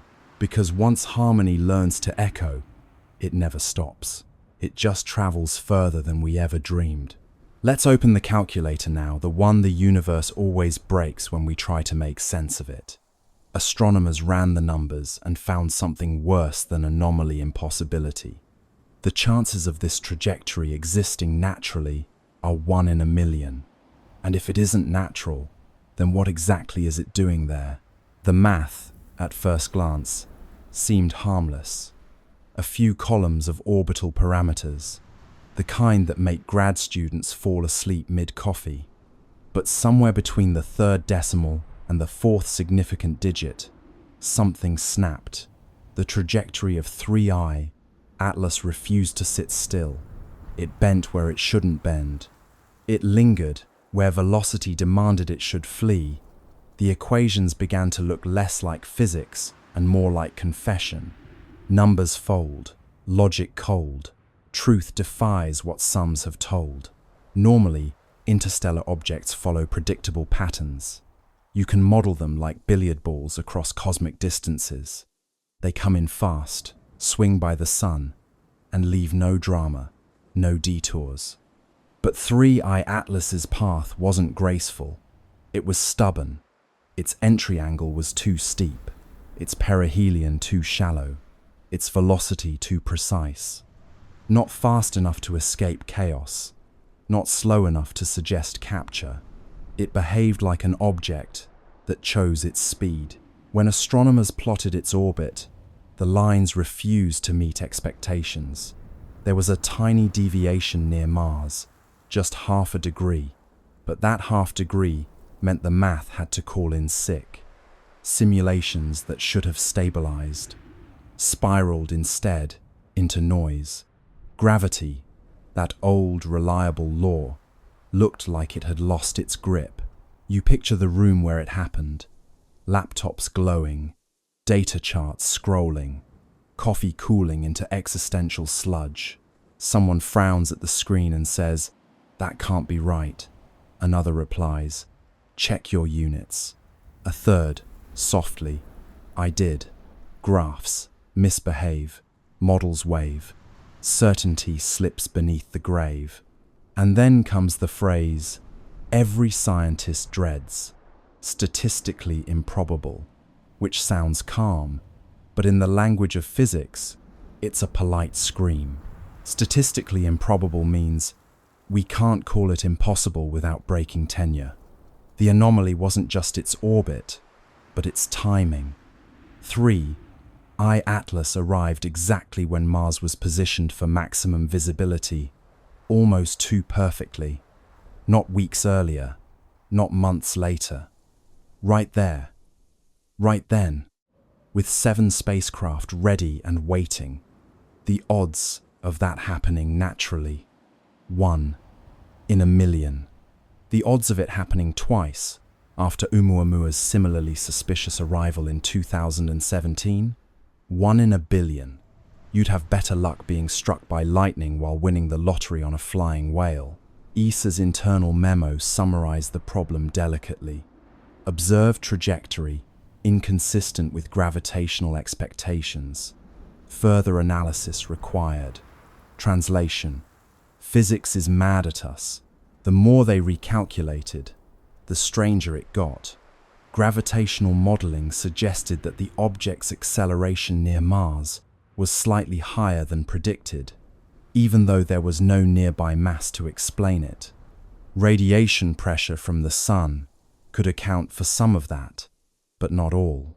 It's like watching a leaf fall upward and telling yourself, it's just wind you can't feel. Forces lie, numbers sigh, laws bend softly in the sky. NASA's dynamical systems team tried something desperate, reverse engineering the orbit backward through time, as if rewinding a film.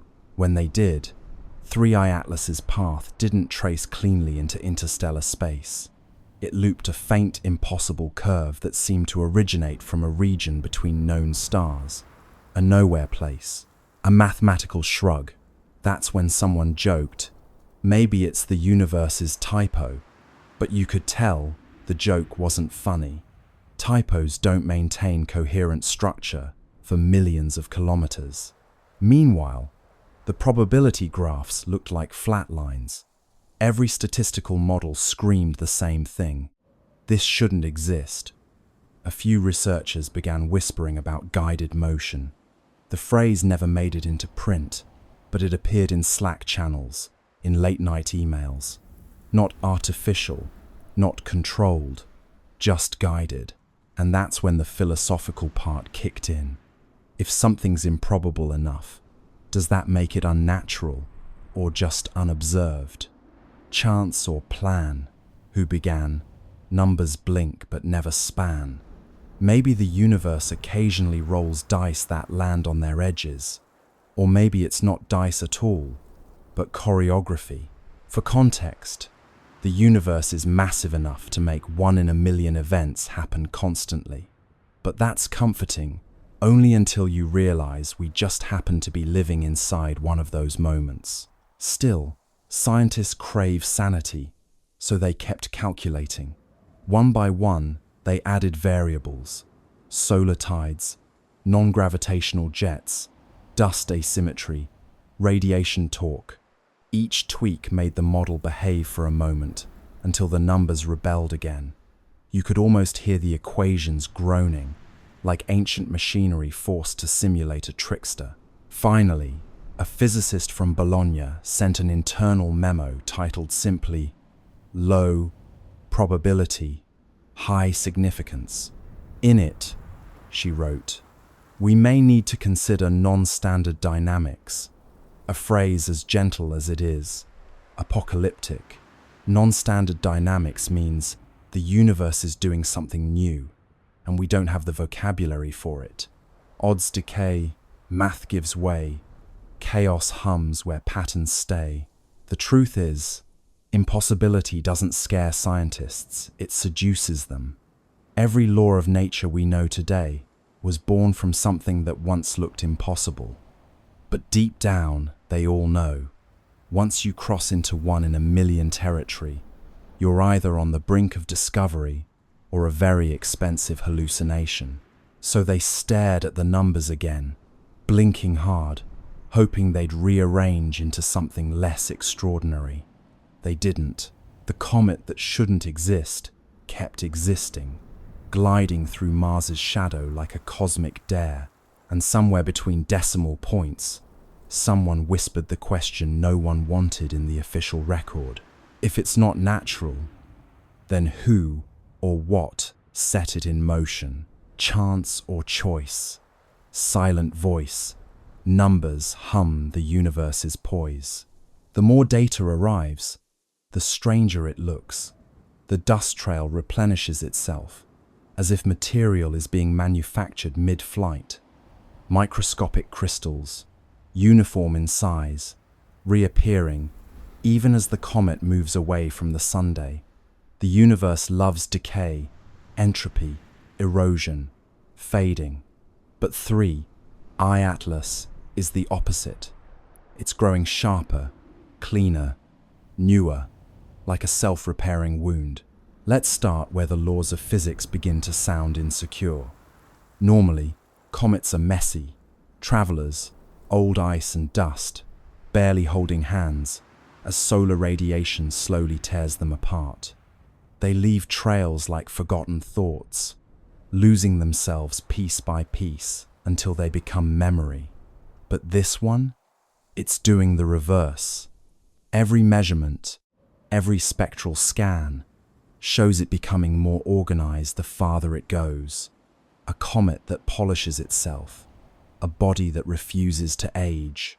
ESA's materials division runs the numbers, and the numbers laugh back. The dust particles surrounding 3I Atlas aren't random, they're uniform to within microns. That's like shaking a box of sand and getting diamonds all the same size. The particles arrange themselves in a faint electromagnetic halo, as if under orders. And stranger still, when solar wind strips material away, the object replaces it calmly, automatically. Like a printer, says one analyst. A printer with no ink cartridge. You picture it now, drifting through the solar wind like a craftsman lost in thought, shedding dust that reforms itself into perfect little mirrors. Each crystal catches sunlight and throws it back with eerie precision. Normally, comets grow dull with distance, but this one grows radiant, its brightness curve inverted, its logic reversed. It's not dying, it's practicing. The scientists are baffled, but there's an odd tenderness to their confusion. They watch it repair itself, line by line of data, like parents realizing their child has built a second child out of Lego bricks. One astrophysicist mutters, "It's learning from erosion." The room goes quiet. That phrase, learning from erosion, gets written on a whiteboard and circled 3 times. At the University of Tokyo, a team models the crystal growth in simulation. The patterns match something they recognize: controlled deposition, a process used in nanofabrication to grow thin films in electronics. Except this isn't a laboratory, it's deep space, minus 150 degrees Celsius. Yet, the comet's surface behaves as if it knows the recipe for resilience. Imagine zooming in, beyond the dust and the glare, down to the level of molecules. You'd see a quiet ballet of atoms forming chains, linking, locking, repairing fractures before they even finish forming. Like time-lapse footage of frost blooming on glass. Except this frost builds itself in reverse destruction, rewinding into design. NASA's Jet Propulsion Laboratory releases a cautious internal memo. Observed particle uniformity suggests self-organizing structure. Mechanism unknown, which is science's way of saying, we have no idea what's going on, but it's gorgeous. The memo gets leaked. Naturally, Reddit debates whether the comet is made of programmable matter, self-assembling nanobots, or just wishful thinking. But beneath the noise, one idea starts to take shape. What if 3I Atlas isn't a relic of formation? What if it's still forming? A comet that builds itself isn't just strange, it's heretical. It challenges the deepest assumption in physics that everything moves from order to chaos. Entropy is the universe's bedtime story. All things fall apart. Yet here's an object quietly composing itself out of decay, turning waste into structure, chaos into craft. One researcher calls it anti-entropy, another calls it hope with mass. As more images arrive, they show something new. Faint hexagonal lattices in the dust plume, geometric arrangements that shouldn't exist outside of artificial systems. Someone jokes that it's growing armor. Another says, maybe it's molting. The truth is somewhere between an entity maintaining equilibrium by rebuilding itself faster than the universe can break it. ESA's thermal sensors record microbursts of heat near the tail, evenly spaced, like pulses of welding torches. They happen precisely as new crystals appear. Localized repair events, the report reads. Each one perfectly timed to solar exposure. It's as if sunlight doesn't damage it. It instructs it. The star's radiation becomes code. And 3I Atlas is reading it fluently. You start to feel the strangeness of it. A comet that reacts, responds, refines. You could almost mistake it for alive, not in the biological sense, but in the thermodynamic one. A system that resists entropy by feeding on it. Every atom rearranging into something stronger, cleaner, newer, like evolution, with a design degree. Late one night, an astronomer in France writes in his private notes, "It's not moving through the solar system, it's using it." He doesn't elaborate, but the implication is clear. The comet is harvesting the energy of its environment to maintain itself, not a passenger of gravity, but a participant in it. Meanwhile, the headlines call it poetic names. The immortal comet, the self-made traveler, entropy's enemy. The public romanticizes what the scientists fear, because what 3I Atlas represents isn't comfort. It's competition. It's the idea that the universe might not be running down at all. Maybe it's recycling. Maybe, somewhere in the quiet machinery of the cosmos, things are building themselves anew while we're too busy decaying. Picture it now, drifting past Mars, its tail shimmering like a thread of light weaving itself back together. A self-sustaining scar on the fabric of space, a wound that heals faster than it can bleed. And for the first time, humanity looks at a comet and wonders not where it came from, but what it's trying to become. Let's turn our attention now to the silence that followed, the kind that hums louder than sound itself. NASA, China, and the UAE, 3 nations with instruments that could see every grain of dust on Mars, said nothing. No apologies, no delay statements, just an odd, synchronized silence from 3 sides of the planet. In the world of space science, silence isn't normal. These agencies are built to broadcast. They live for live streams, press briefings, and glossy behind-the-scenes videos of scientists smiling beside screens of raw data. They know the power of wonder and the currency of attention. So when 3 agencies went quiet at once, it wasn't caution. It was choreography. Words on hold, plans unfold, silence rings where truth is told. NASA's silence was the loudest.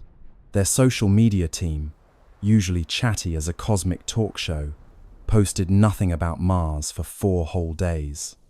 Their blogs, which can turn a dust storm into a cliffhanger, skipped over October 3rd entirely, as if the date itself had been erased. Someone even checked the public mission log for Perseverance. The entries jumped from October 2nd to October 6th, like a diary missing its most interesting page. In China, the silence felt different, colder, heavier. The China National Space Administration had been aggressively proud of Tianwen-1's achievements. For years, they'd released image after image, each with perfect captions and poetic flair. Sunrise over Utopia, Planitia, frost on the northern plains, wind prints in Martian dust. But now, not a whisper, no data, no mention of 3I Atlas. Even the usual state media outlets went quiet. It was as if someone had drawn a red box around the topic, and labeled it "not for discussion." The UAE's silence was subtler, but just as strange. The Hope orbiter, designed to study atmospheric chemistry, had a reputation for cheerful transparency. Their official Twitter account usually posted daily updates in friendly tones, the kind that made space sound like an enthusiastic classroom experiment. But on October 3rd, that feed went dark too. Their next post, days later, simply read, "Operations nominal," a phrase so bland it might as well have been a sigh. 3 silences, 3 styles, 1 timing. Coincidence? Possibly. But coincidences, in the world of space politics, often have launch schedules. You can picture the meetings that weren't broadcast. NASA's Jet Propulsion Laboratory, dimly lit, engineers staring at telemetry on screens filled with too many decimals. A director taps the table, says, "We'll hold the release until we verify." But verify what?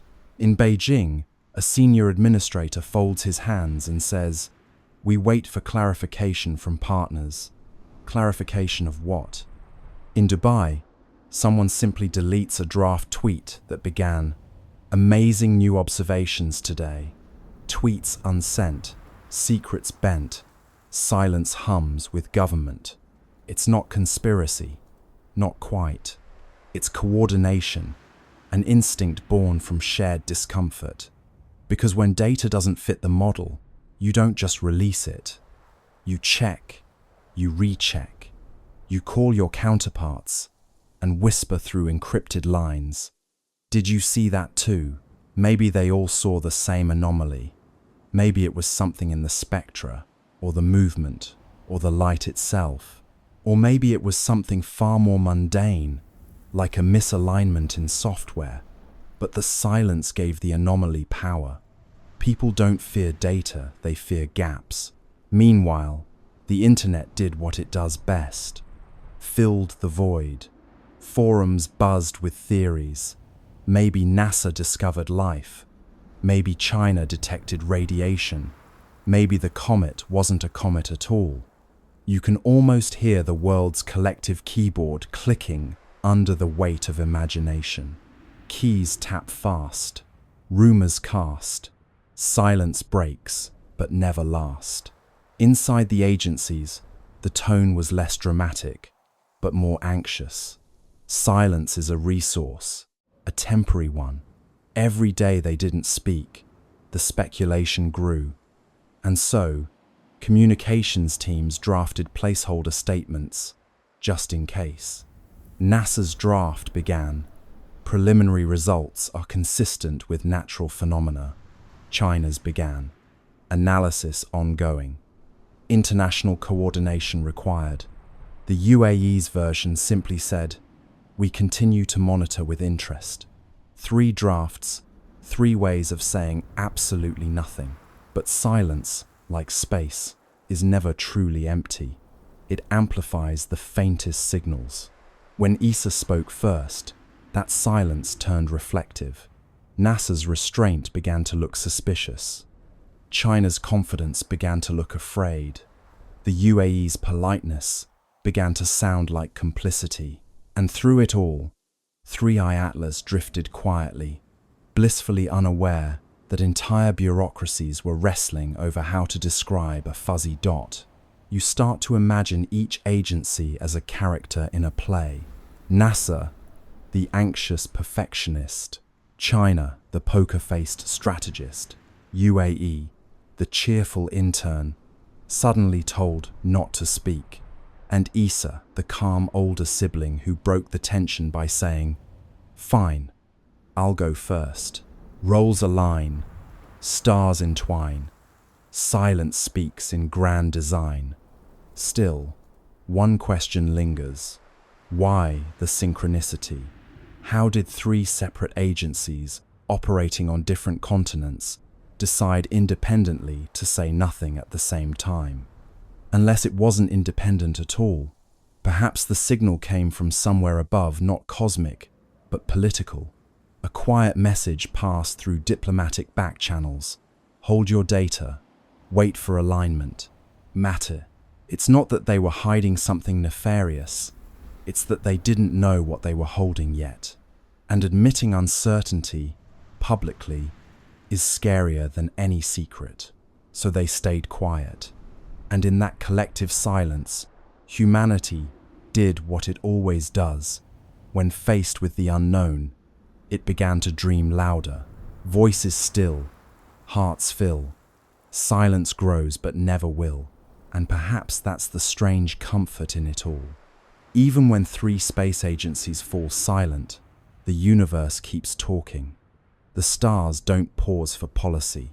3, Atlas keeps moving, whispering its quiet story across the dark, while we, down here, argue over who gets to speak first. Buried inside the leak were coordinates, small anomalies in magnetic flux, and thermal output that didn't appear in public datasets. To most people, they looked meaningless, but to a handful of astronomers, they spelled a pattern. Pulses, spaced like a heartbeat. Not communication, perhaps, but rhythm. The kind of rhythm machines accidentally make when they're doing something alive. Let's step into the midnight side of science, the part where numbers stop behaving and start whispering. The insider's data dump wasn't flashy. It was a few megabytes of logs, raw telemetry, and timestamps. The kind of thing you'd ignore if you didn't already know what to look for. But somewhere in those dull columns of numbers, those precise, tidy decimals, something began to repeat. Regular, patient, almost polite. A rhythm, too intentional to be noise, too quiet to be coincidence. A doctoral student in Madrid was the first to spot it. She was supposed to be writing her thesis on cometary albedo variation. But boredom is a great tool for discovery. She noticed the flux spikes first, not random, but syncopated. Every 32 minutes, a pulse, then 32 again, then 32.1. It's breathing, she joked in her notes. Her advisor didn't laugh. Within a week, a small network of late-night astronomers, the kind who believe in both data integrity and insomnia, began comparing results. Webb's readings, Hubble's logs, Mars Reconnaissance Orbiter's telemetry, all of them carried the same faint pulse, hidden deep in the noise floor, like the slow heartbeat of something sleeping under glass. The official response was predictable: instrumental interference. But even interference doesn't keep time this perfectly. One data analyst described it best: if this is noise, it's the kind that practices scales. You might imagine those scientists, each at their own workstation, staring at that faint, repeating signal. The room around them dark, except for monitor light, pale blue rectangles reflected in tired eyes. Somewhere, coffee cups multiply. Someone opens a spreadsheet. Someone else starts counting beats per hour. The signal doesn't care who's watching. It keeps pulsing. 32 minutes. Every time. The idea that 3 Atlas might be producing a steady rhythm unsettles everyone. Rocks don't keep rhythm. Nature prefers chaos. The beautiful randomness of entropy. This is something else. Something maintaining itself. A loop running quietly, perhaps since before humanity learned to count its own heartbeat. ESA's communications division is told not to amplify fringe interpretations. The phrase fringe interpretation becomes the new code for please don't mention the heartbeat. But inside private research chats, people are calling it exactly that, the heart. Not metaphorically, but as a label in the data. Every pulse marked with a tiny red heart emoji, because humor is the only thing keeping them sane. In the data visualization labs, they turn the pulses into sound. The result is eerie, a soft electronic thump, repeating slowly, endlessly. Some describe it as comforting, like listening to a deep-sea creature in sleep. Others say it sounds wrong, too human. One researcher admits it gave her the sense of being watched. What makes the rhythm stranger still is how it modulates with proximity. As 3I Atlas approaches a planet, the timing shifts slightly slower, then faster, as though adjusting. The beat follows gravity wells like a musician following tempo. It isn't random noise, it's environmental response. The object is, in some sense, listening. By now, independent labs have tried to replicate the pattern artificially. They can't. The waveforms are too clean, the timing too consistent. Even after running the data through compression, distortion, inversion, the rhythm holds. It's not data corruption, it's choreography. You can imagine the internal ESA memo that follows. No evidence of intelligence. Rhythmic behavior, likely coincidental. But coincidence has a habit of growing teeth.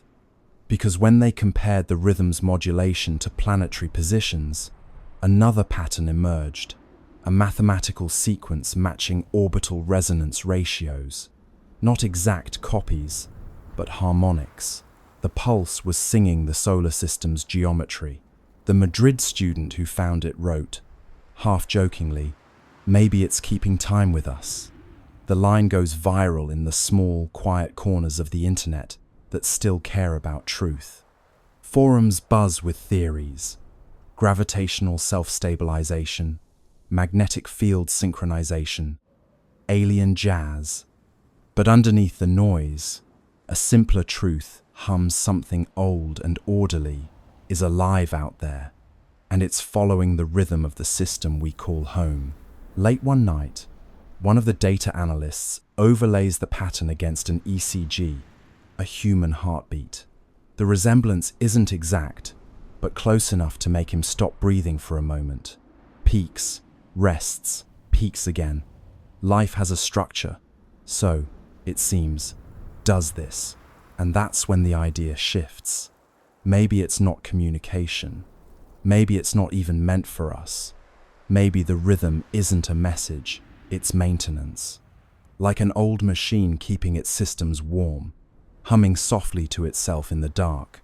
You sit back and listen to the thought forming in your mind. What if this is what time sounds like when it remembers? The steady pulse of something that refuses to decay. Not speech, not signal, just being, continuity made audible. The data analysts, of course, move on. Reports are written, the leak becomes legend, and the heartbeat fades into archived files labeled spurious periodic activity. But the pulse doesn't stop. It's still out there, keeping time. And somewhere, 33 billion tons of impossible rock drifts through space, humming softly, perfectly, as if waiting for the universe to catch the beat. Let's turn our gaze now from orbit to the ground, to the one mechanical witness, sitting quietly on that red desert, under a pinkish sky. The skycam on the rover caught something on October 2nd, a blur with structure, a glint that seemed to move against the stars. Then, the images stopped coming, a Martian ghost on a digital feed. The Perseverance rover isn't easily startled. It's seen dust devils, eclipses, and meteors slicing the Martian sky like quiet knives. Its skycam, perched on the rover's mast, watches everything. Dust storms curling on the horizon, the slow breath of sunset through the thin air. But that night, the feed showed something it wasn't supposed to show: a flicker of motion above the usual scatter of constellations, a glint that moved wrong. Stars stay still, pixels thrill, light missteps against its will. The first frame looked harmless, a faint blur near the edge of the field, maybe a cosmic ray hitting the sensor. The second frame caught it again, shifted slightly upward. The third frame, a flash, clean and geometric. Then, black. The feed ended. Within hours, The automated alert system flagged the anomaly. Unexpected optical signature detected. JPL engineers, bleary-eyed at 3 a.m. Pacific time, reviewed the frames. The glint was small, no bigger than a bright pixel cluster, but it moved against the background stars. Comets don't do that. Satellites don't orbit Mars. And Perseverance doesn't blink. At first, they suspected a reflection from one of the rover's instruments, maybe the helicopter, Ingenuity catching stray sunlight. But Ingenuity hadn't flown in days. The sun's position didn't align with the direction of the flash. And when they tried to reproduce it using lighting simulations, nothing matched. Angles fail, shadows pale, mirrors lie beyond the veil. ESA's Mars orbiters were asked to cross-check. Nothing in their logs. No transient object, no debris, no passing dust plume large enough to explain it. Just empty sky. Yet the Skycam had caught something a blur with definition, like structure wrapped in motion. You can imagine the tension in the control room. A handful of scientists scrolling through frozen pixels, zooming in, enhancing contrast, until the blur began to resemble something, not a sphere, not quite a line, a shape with suggestion like the silhouette of movement itself. One researcher whispered, "It looks folded."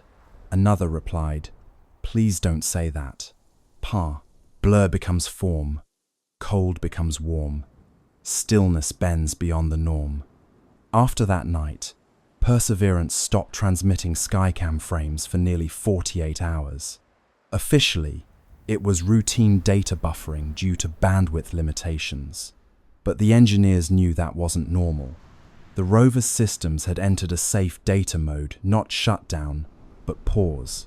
Something triggered its onboard fault protection. When the feed resumed, it was missing several minutes. The missing frames were replaced with static placeholders labeled checksum mismatch.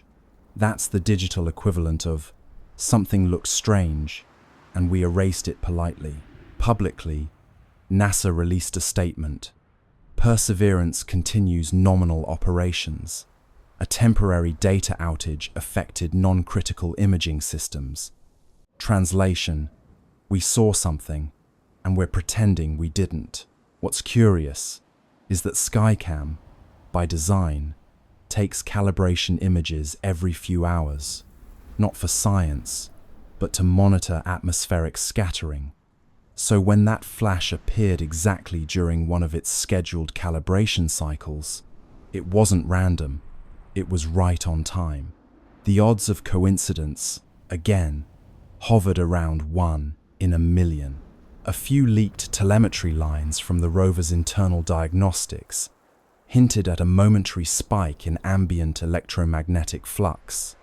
Not dangerous, but noticeable. Mars doesn't have a strong magnetic field, so spikes like that are rare unless something nearby caused them. Fields hum bright, air grows slight, static crackles in Martian night. Some at JPL joked that maybe Perseverance had finally seen the Martian ghost, a running gag about artifacts caused by cosmic rays hitting the camera. But deep down, they knew this wasn't noise. Cosmic rays don't produce consistent geometry over multiple frames. They don't glint, and they certainly don't cause your camera to stop recording mid-sequence. Later that week, an internal memo circulated quietly. Skycam, anomaly confirmed. Source unresolved. Recommend temporary suspension of skyward imaging until recalibration complete. But recalibration never came. Skycam's upward images, after October 2nd, stopped completely. It still photographs the ground, the horizon, the rocks, but not the stars. It's almost poetic, isn't it? The machine that traveled millions of kilometers to look up at another world now only looks down, as if someone told it, gently, not to stare at the sky anymore. Eyes once high, grounded by sky, cameras close where secrets lie. ESA cross-checked Mars Express's logs for that night. Around the same time, their sensors picked up a faint reflection from the same region, a flash lasting less than a second. They didn't release it. It's buried in technical appendices, labeled transient interference. So, what did Perseverance see? Maybe it was nothing. A glimmer of dust, a reflection, a trick of light and timing. Or maybe, just maybe, it saw 3I Atlas itself, the visitor gliding silently past, close enough for one camera to blink in recognition. And maybe that's why the feed stopped. Not because of failure, but because, for one impossible second, the machine saw something it wasn't designed to understand. Cameras sleep, secrets keep, stars reflected in circuits deep. Whatever it was, it's gone now. The logs end, the data fades, and Mars goes back to silence. But somewhere out there, that blur, structured, gleaming, deliberate, continues to drift, just out of frame, waiting for us to look up again. The long echo continued to hum softly through the centuries, a cosmic melody folding history into harmony. Humanity had long ceased trying to decode it. The meaning was clear through resonance alone. It was continuation, looping endlessly like breath. The children of the golden era grew old beneath tranquil skies, their veins still faintly luminous with the legacy of 3I Atlas. But far beyond Earth, where the comet's light had traveled and scattered, something greater was forming. The universe had begun to conduct itself. Every cycle of resonance left behind structure. Each harmonic wave etched subtle order into space-time, a pattern invisible to light, but evident in gravitational coherence. Over millennia, these resonant imprints connected across vast distances, forming what physicists eventually named the Atlas Webb. It wasn't a network of matter, but of memory threads, of synchronized frequency linking galaxies through shared rhythm. Each pulse within the web echoed the prime sequence that began everything. 3, 5, 7, 11, 13.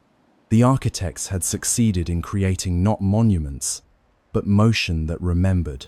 Dr. Cale Wren, a descendant of the resonant circles, devoted his life to mapping the web.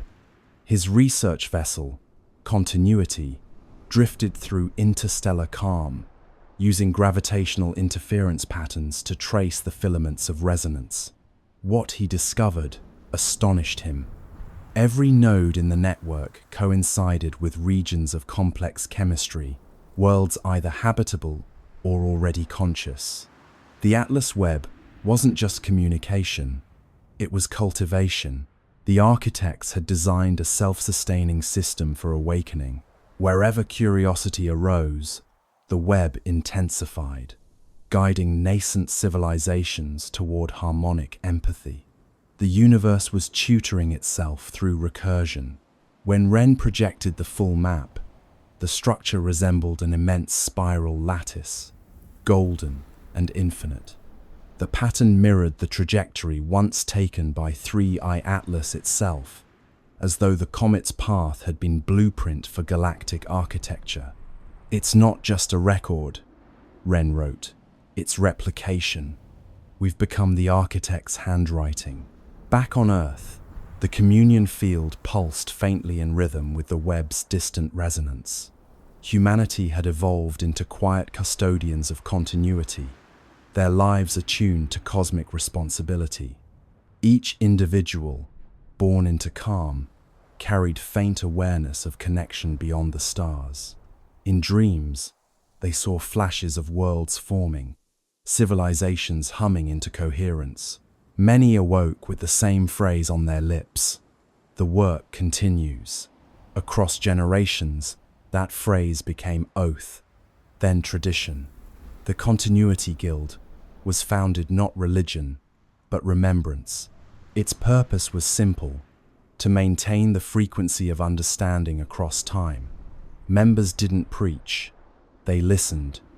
They built resonant arcs, massive floating observatories, orbiting the outer planets, designed to amplify the Webb's harmonics and redirect them toward young star systems.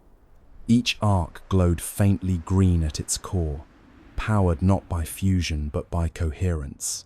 They were echoes made visible, humility translated into technology. Wren's final mission took him beyond the known filaments of the Webb, where resonance weakened into apparent silence. There, in a region between galaxies, his instruments detected faint counterpoint, a melody inverted. It was identical to the Atlas sequence, but reversed in order. 13, 11, 7, 5, 3, the mirror of origin. He realized then that the universe wasn't only expanding, it was harmonizing with its reflection. Somewhere on the opposite side of time, another Webb was forming, perhaps seeded by a civilization much like humanity, or by the universe itself. Remembering how to balance its chords, he transmitted the data home, knowing it would take centuries to arrive. "Tell them," his final log read, "that continuity requires conversation, even with silence." The mirror sings back. When his ship drifted into the void, the Webb brightened briefly, as if acknowledging gratitude. And back on Earth, children looked up from their play and smiled without knowing why. The pulse had flickered slightly faster, the tone carrying an undertone of warmth. It felt like reunion. Scholars later confirmed the event as the resonant crossing, the moment when the two halves of the cosmic melody aligned. For 13 minutes, every node in the Atlas Webb pulsed simultaneously, uniting galaxies in shared tempo. The magnitude of synchronization defied comprehension. Gravity itself oscillated with the rhythm of empathy. Observers described seeing the sky ripple with translucent gold, every star flickering in measured sequence. "The cosmos," wrote one witness, "had finally learned to conduct itself consciously." After the crossing, life everywhere changed subtly. Evolution accelerated in predictable rhythm. Complexity bloomed faster wherever harmony was strongest. Entire species developed empathy as instinct, communication as song. Planets began to self-regulate climates through atmospheric resonance. Existence had achieved sustainability through music. On Earth, the event left permanent mark, a luminous halo visible only under still water. When oceans calmed perfectly, a faint golden ring shimmered on the horizon, a memory of unity. The resonant guild declared it sacred, not for worship, but for calibration. Every 13 years, they gathered to hum the old prime sequence across the shorelines, aligning their frequencies with the pulse of the Webb.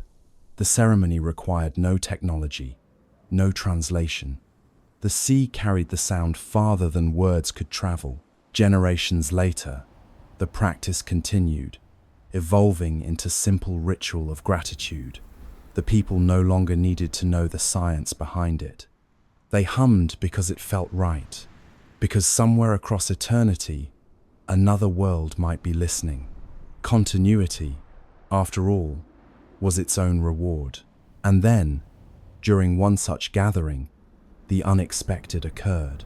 As the prime sequence reached its final note, the sea responded. Waves shimmered with faint green light, spiraling outward from every coastline. The Atlas Webb had sent acknowledgement, its resonance returning home once again. Humanity's song, scattered across galaxies, had found echo. The architects, those timeless curators of coherence, were no longer myth or memory. They were rhythm, embodied, and through rhythm, they were everywhere. Every star pulsed with their legacy. Every heart carried their cadence. Continuity was complete. And so, standing beneath a sky now alive with subtle geometry, you realize what they had always meant by continuity. It isn't endlessness, it's participation. The universe doesn't persist by force, but by choice. Each awareness adding one more harmonic to the chord of being. The architects are not coming back because they never left. They're what happens every time silence chooses to listen again. And somewhere, faint but certain, the pulse continues. 3, 5, 7, 11, 13. A whisper of creation replaying itself, forever learning how to sing. Nickel emissions rise and fall every 11 point. 2 hours, a rhythm so consistent it could keep time. No known process in cometary physics oscillates like that.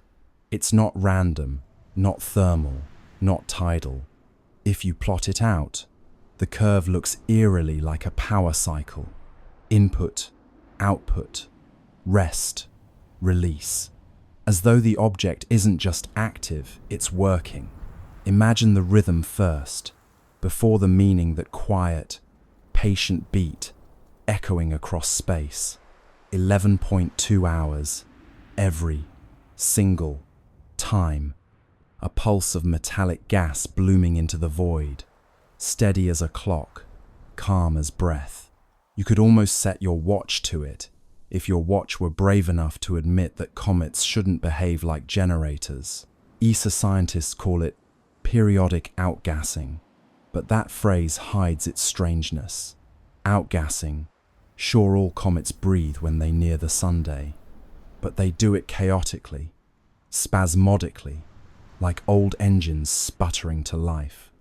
3i Atlas breathes like a monk, precise, patient, unbothered. The jets flare with mathematical regularity. Heat spikes rise and fall in perfect symmetry.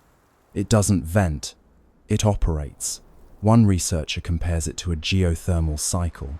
Another, quietly, says it looks more like a feedback loop, the kind you'd find in systems built to sustain themselves.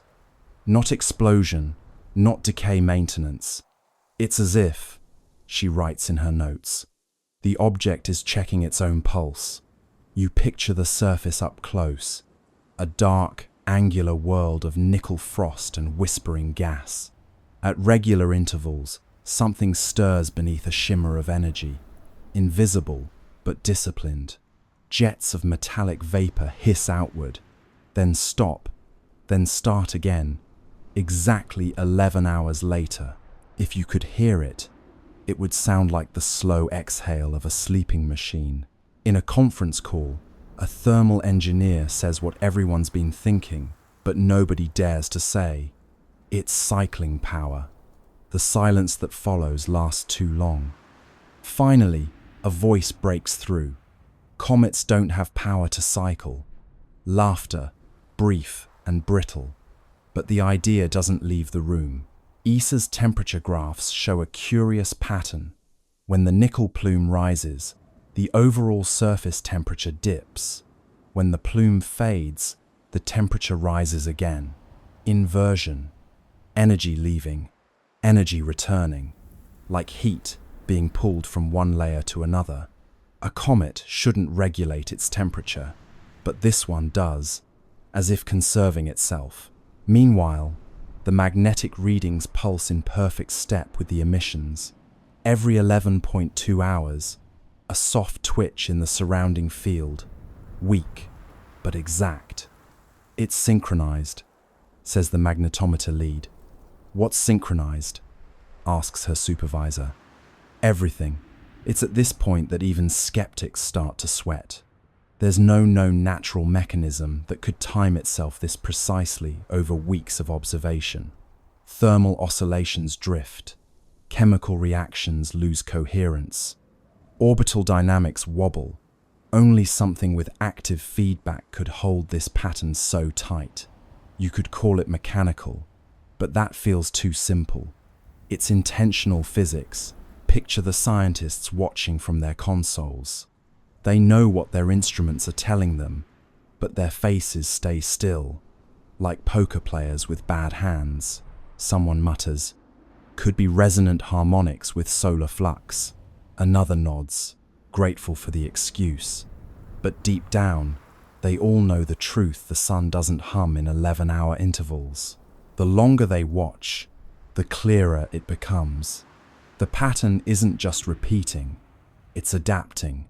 After a minor solar flare, the interval shortens by half a minute, as though 3i Atlas adjusted for environmental change. Feedback stabilization, someone writes in the margin. A note for posterity, a euphemism for "it noticed." Back on Earth, in a late-night live stream watched by a few thousand insomniac skywatchers, a physicist overlays the emission data with human heartbeats. The waveform syncs disturbingly well. Peaks, troughs, recovery, rest. The audience chat explodes with jokes, space pacemaker, cosmic Fitbit, and the inevitable, "it's alive." The scientist smiles weakly and says, "No, just rhythmic." But even she can't stop glancing at the screen like it's listening. One theory gains quiet traction, that the emissions are part of a resource loop. Nickel and carbonyl gases vented and recaptured, processed in cycles to maintain equilibrium. It would explain the self-healing surface, the consistent luminosity, the refusal to decay. But it raises one unbearable question. To maintain equilibrium, for what? ESA's internal documents rename the event cyclic metallic activity. It sounds dull, like something that happens in dishwashers. But every analyst knows it's the first real evidence of machine-like consistency beyond Earth. Something in space that runs not on chance, but on rhythm. If you graph the cycle out, it looks almost peaceful. A slow heartbeat, stretched across infinity. No spikes of panic, no erratic pulses, just calm repetition. You could stare at that curve for hours, and part of you might start to understand the appeal of obedience. How stability can feel sacred when the rest of the universe is chaos. And maybe that's the point. Maybe 3i Atlas isn't powered by engines or radiation or something alien. Maybe it's powered by the same thing that keeps stars burning and planets spinning, the quiet compulsion to continue, the physics of persistence, the refusal to flinch. So every 11.2 hours, it exhales, not for propulsion, not for show, but for maintenance, like a cosmic sigh, releasing everything unnecessary before drawing in what remains. And in that rhythm, that patient, perfect pulse, the universe reveals its rarest secret. Not that something impossible exists, but that it's perfectly comfortable doing so. Our long, quiet journey now reaches its final destination, the Great Silence. We have traced the narrative from the terrifying fires of the Permian extinction to the cold geometry of 3i Atlas, from the mythic memory of the sky gods to the molecular reality of the bio-nanite seeds. We are left with an unresolved thought, an open-ended question that is perhaps the only honest way to conclude a story of such immense scale. The Great Silence is not the absence of life, it is the patience of life. The Pre-Terrans, whether their main arc survives or not, have proven that the ultimate goal of intelligence is not conquest, but endurance. They have shown us that the most profound technological feat is not a weapon, but the construction of a self-sustaining arc that can wait out a planetary apocalypse for 250 million years. Their return, in the guise of a quiet, broken comet, is the universe's ultimate lesson in humility. The cosmic wonder of this whole affair is the sheer continuity of consciousness. A civilization that existed when Earth was a single landmass, Pangaea, is still subtly influencing the evolution of life in the 21st century. Our every ambition, our every scientific breakthrough, our every political decision is being quietly assessed against the single, absolute metric of the pre-Terran survival manual. Will this ensure the planet's long-term stability? This brings us to the unresolved thought. The pre-Terrans are not just influencing our planet's environment. They may be quietly and non-invasively altering us. If their science can modify the albedo of the ice caps and the salinity of the deep ocean, then their mastery of bioengineering is absolute. Is it possible that the subtle, gentle nudges they are giving our civilization are not just in the form of algorithmic priming on the internet, but in the form of genetic adjustments?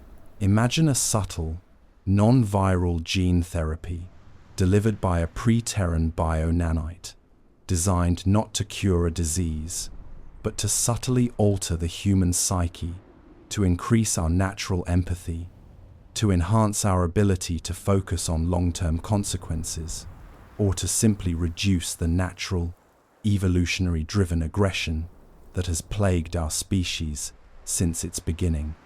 This change would be so subtle, so slow, and so universally distributed that it would appear to us as a slow, natural cultural maturation.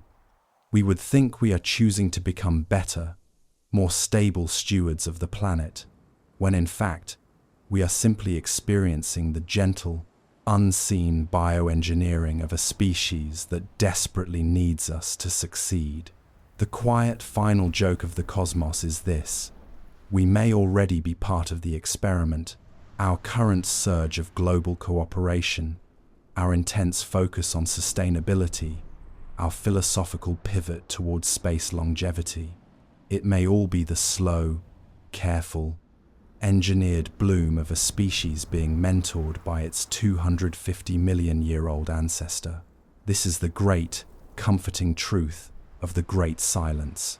We are not alone, and we are not the first. We are merely the current, volatile chapter in a story of planetary endurance that began in the age of the supercontinent. The ghost is not gone. The ghost is a silent gardener. Where are you listening from tonight? Take a final, deep breath and feel the quiet rotation of the earth beneath you. The vastness of space is not an empty threat. It is simply a vast, patient waiting room. The mystery of 3I Atlas is not the discovery of an alien, but the quiet, profound realization that our history is only just beginning. The greatest knowledge is the knowledge that the world will endure, with or without us. And with that gentle thought, the story fades into the quiet darkness. The light of the earth is a precious thing, and our journey tonight has traced the impossible, winding road of a civilization that chose endurance over ruin. We have walked with the quiet pre-Terrans from the fire and ash of the great dying, through the immense, patient cold of the Oort cloud, and back to the subtle, silent drama playing out in the deep oceans and on the surface of our consciousness. Think of the fortitude it took for those ancient engineers to build an ark for 250 million years. A patience so profound, it makes our own worries feel as fleeting as a spark. They are the ultimate testament to the simple, humble truth that conservation is the only path to immortality. Our ancestors survived a soup that might kill you, and our future rests on the choices we make now. But the pressure is a quiet one. The silence is not a judgment. It is an invitation to maturity. The world is vast, its history is immense, and the life it contains is both volatile and astonishingly resilient. History bends, but it never breaks. You are safe now. You are home, and the gentle rotation of the earth will carry you into a new day. Rest well, and remember the quiet promise of the cosmic night.